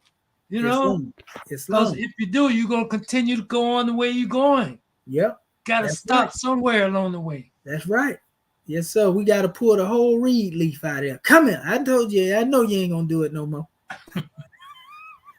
Yeah, but like it's like the prophet said, you're gonna love me one day. That's right.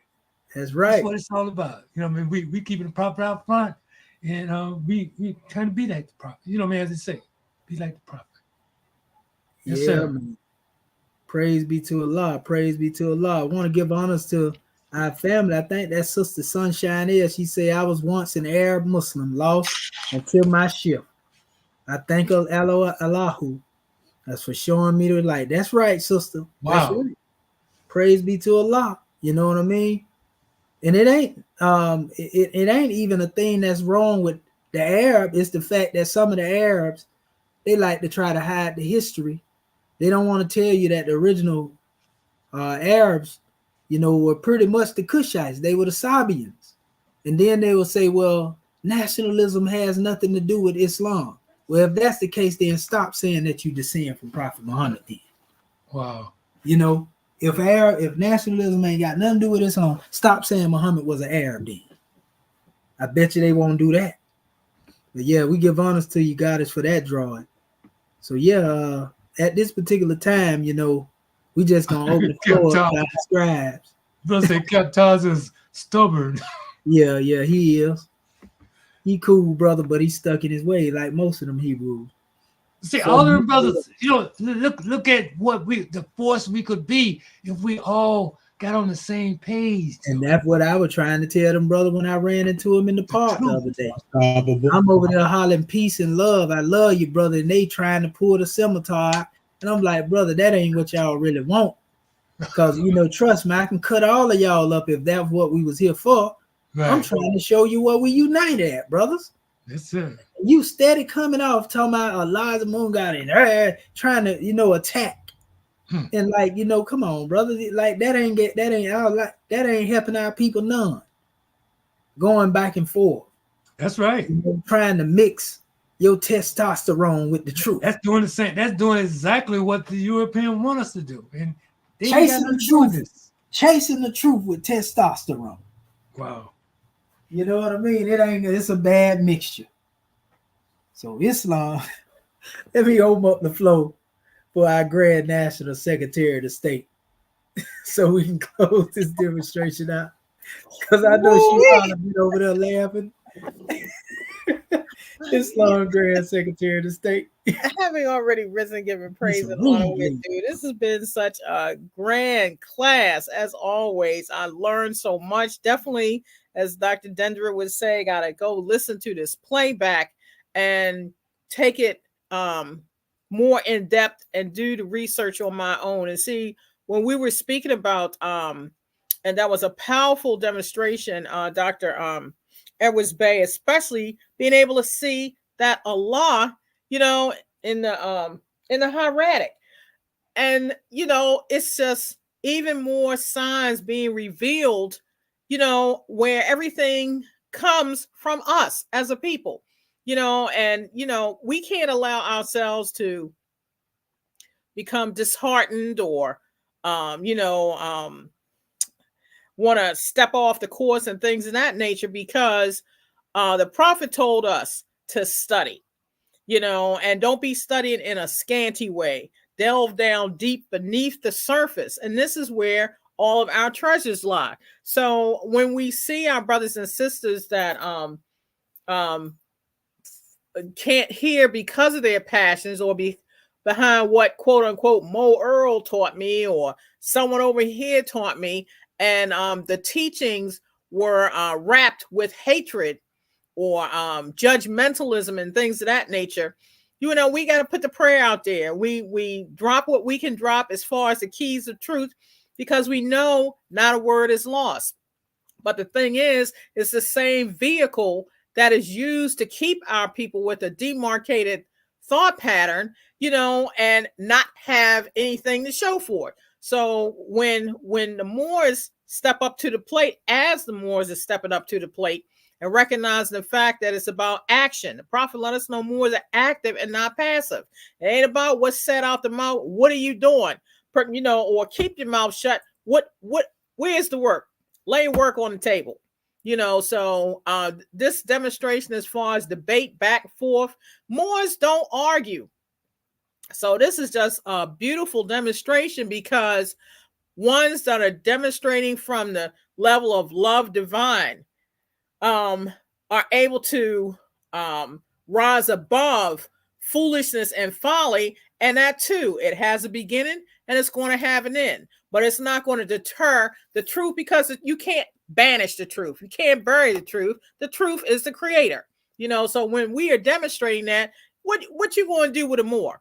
Even if that's right, truth will make you free. And if you take the garb, we still can't die. So, it's just a great, great class. Again, I want to give much gratitude and honor to the Scribes, our family online, to Act One, and also to you, Dr. Shaheed, for providing the forum and having the patience to go cycle by cycle and making sure we have a good understanding and putting it in so many different scenarios so we can't help but comprehend.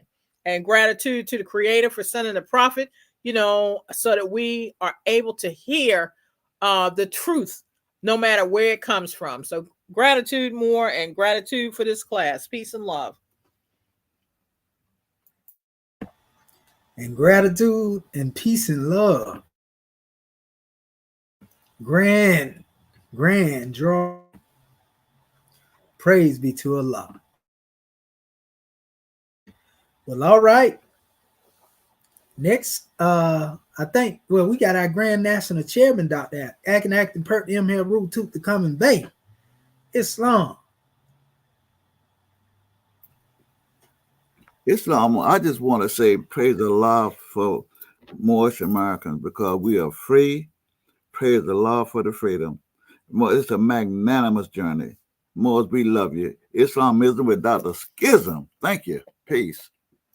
And thank you too, Chairman, for telling us as man unfold is God unfold. Yes, sir. Bringing that teaching to us from the prophet. In other words, man, we got unlimited capacity for growth. We just got to want to grow.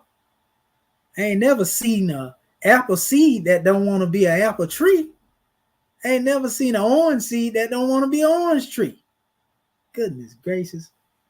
Praise be to Allah for the tribe of endurance as a whole. Well, all right. Y'all heard my chairman. And at this time, we're going to go to the rest of our scribes so that they can come forth and exercise their 5 as well as we close this demonstration out. Islam. Sister Curta Bay, she talking calm, y'all. Watch out. Watch out. That's the calm before the storm.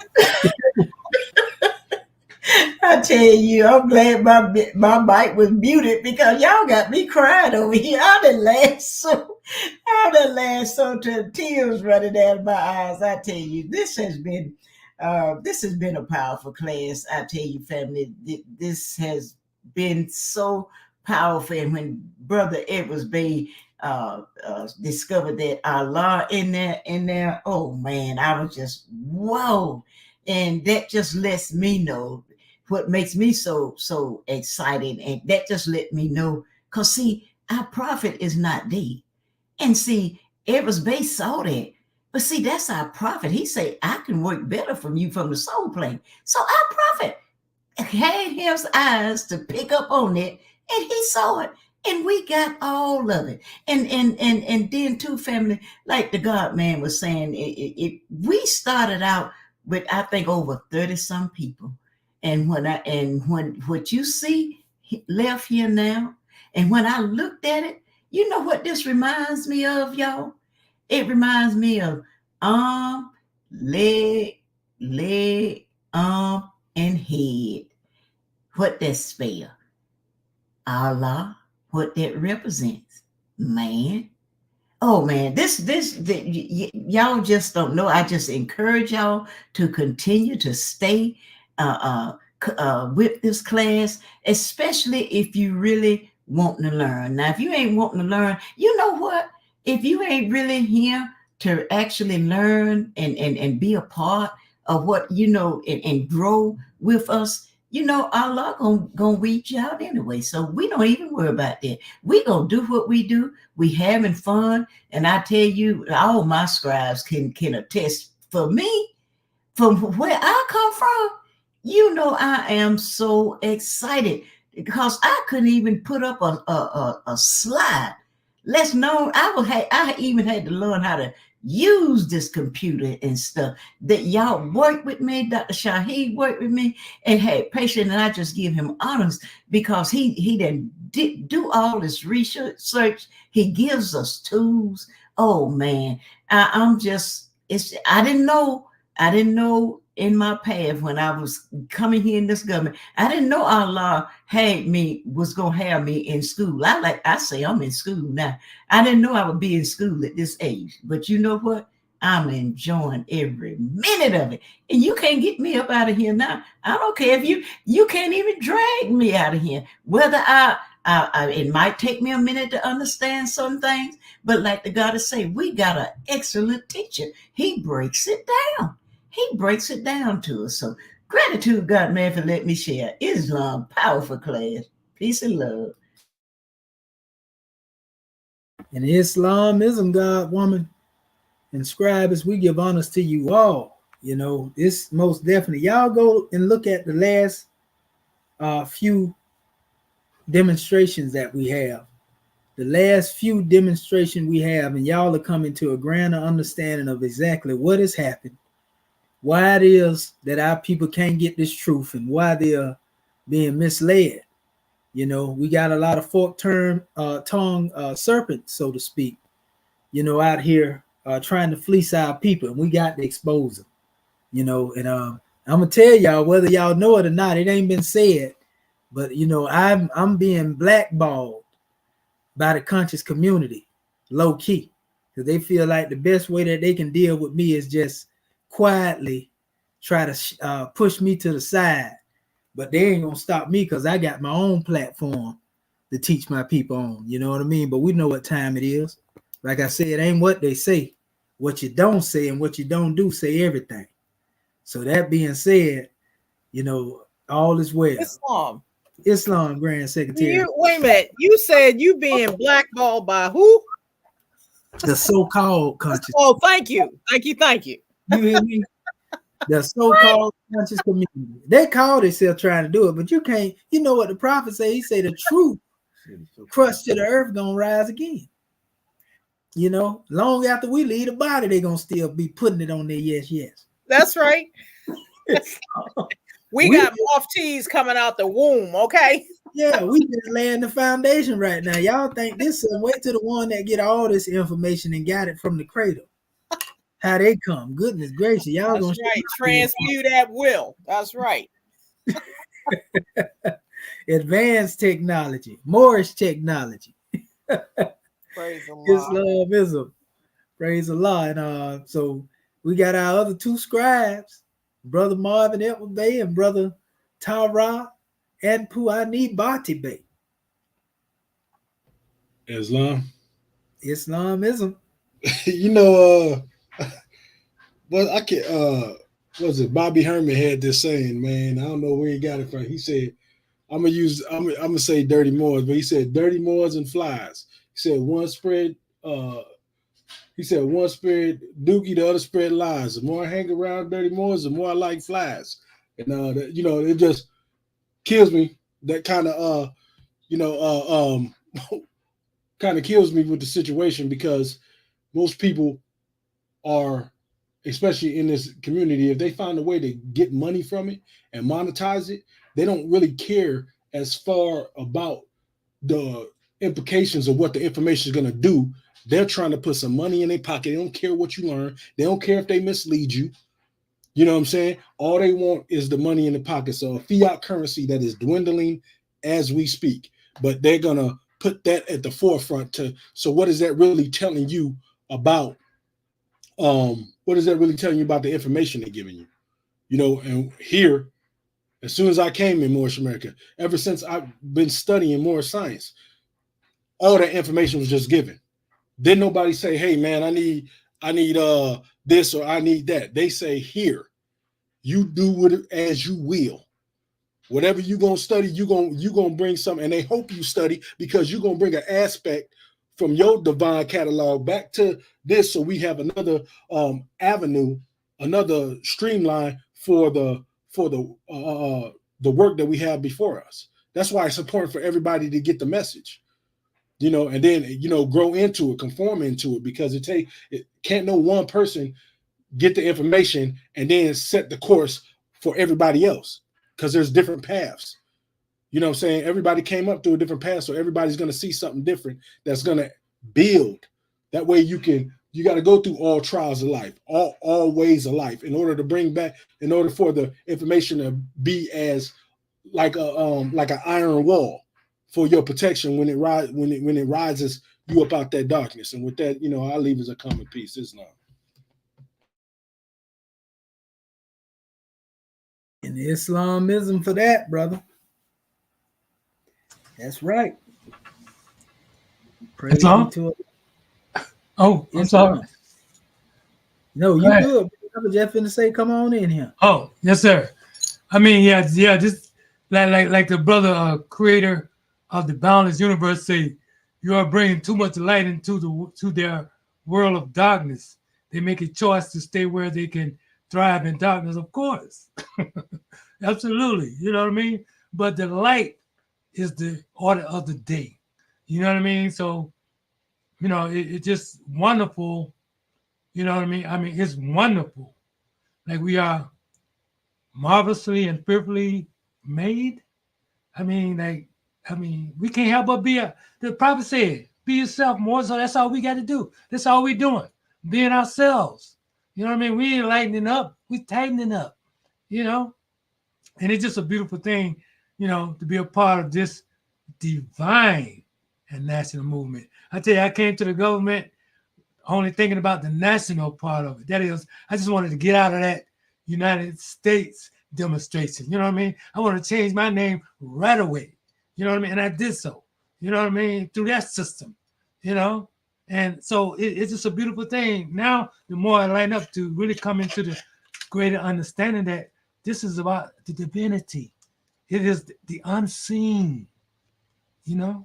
This is where we at. I mean, this is a beautiful thing. And I'm so grateful for being here with the Scribes on this panel and with you leading the helm and being in this Moorish American government. I mean, it's all connected.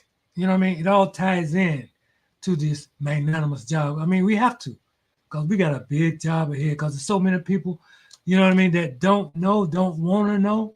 You know what I mean? Will fight you if you try to make, give them something so they could know. Yeah, we got a magnanimous job. But we get stronger by the thought. I put it like that. Get stronger by the thought, because thought is the cause of it all. And I'm going to say gratitude, God, man, for all you do. And honor to all. Peace and love. Yeah, they be like little pit bulls when you pull the plate away from them. But yeah, man, we give honors to all the scribes. And we just say, y'all keep studying. We're going to keep bringing these lessons and the blessings. And what they don't give to you, we will. So we just say gratitude, peace, love, and law at all costs. And at this time, we're going to call forth our sister Curta Bay, so she can take us into the heights of third heaven, Islam. Islam. January 15, 1929, a warning from the prophet to be read at every meeting. I hereby inform all citizens that they must end all radical agitating speeches while at work, in their homes, or on the streets. We are for peace and not destruction. Stop flashing your cards at Europeans. It causes confusion. Remember, your card is for your salvation. Failure to obey these orders will be of severe consequence. We are for love, truth, peace, freedom, and justice. And when these principles are violated, justice must then take its course. Any citizen or group of citizens who hold malicious feelings toward the government or the prophet or violate the divine covenant of the Moorish movement will receive their reward from Allah for their unjust deeds. All true Moors will and must obey the law as laid down to them by their prophet. If they lose confidence in their prophet, they should turn in their card and button, cease wearing their turban and fez, and return to the state where I, the prophet, found you. This is a holy and divine movement founded by the prophet, Noble Jew Ali. And if the prophet is not right, the government is not right.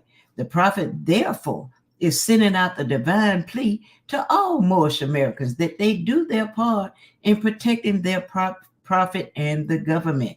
This is an everlasting movement founded by the prophet through the will of Allah to redeem his people from their sinful ways by the order of Prophet Noble Jew Ali. A holy covenant of the Asiatic nations. Ye are the children of one father, provided for by his care, and the breast of one mother have given you suck. Let the bonds of affection, therefore, unite thee with thy brothers, that peace and happiness may dwell in thy father's house. And when ye separate in the world, remember the relation that bindeth you to love and unity, and prefer not a stranger before thy own blood. If thy brother is in adversity, assist him. If thy sister is in trouble, forsake her not. So shall the fortunes of thy father contribute to the support of his whole race, and his care be continued to you all in your love to each other. Islam, Islam, Islam. This meeting is officially adjourned according to Act 2, love, truth, peace, freedom, and justice. Go in peace, Moors. Islam. Grand class. Grand class. Grand class. Gratitude, family. Peace and love. Praise Allah. Gratitude. Peace and love, family. Peace No and worries. Grand class. Grand Yeah. class. Grand class. Great class. And That's great, Islam isn't without the schism. Peace and That's love right. to you, family. Y'all already know we in here. We want to give honors to all of our family out there. Praise be to Allah. Honors to all y'all, man. Y'all keep tuning in. Keep letting them know we out here, brother Born Dog, Charles Royale, Avenge the Ancestors, Tarif Bey, Prentice Edwards. Honors to you, Noble Brian. Who else in here? We got Boy of the Marquise, creator of the boundless universe, Sunshine L. Islamism without the schism to all of y'all. And we look forward to y'all coming into the next measure. Islam. Gratitude, family. Y'all go back and look at this playback now and look at the rest of the ones before this. I'm telling you, y'all gonna see they've been trying to hide this from the people for the longest. That's right. All right. We'll see our scribes in Sunday school. And this school. Guides and the guides of the nation arrive and derive. Islam. Islam. And love. Peace and Peace love. and love. Peace and love. Peace and love, family. Peace and love. Peace and love.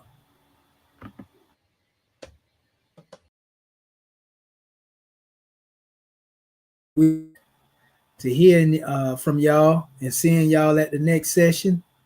We just encourage our family to keep doing what y'all doing, man, researching. We're going to keep bringing this information, quality information, and just look at it.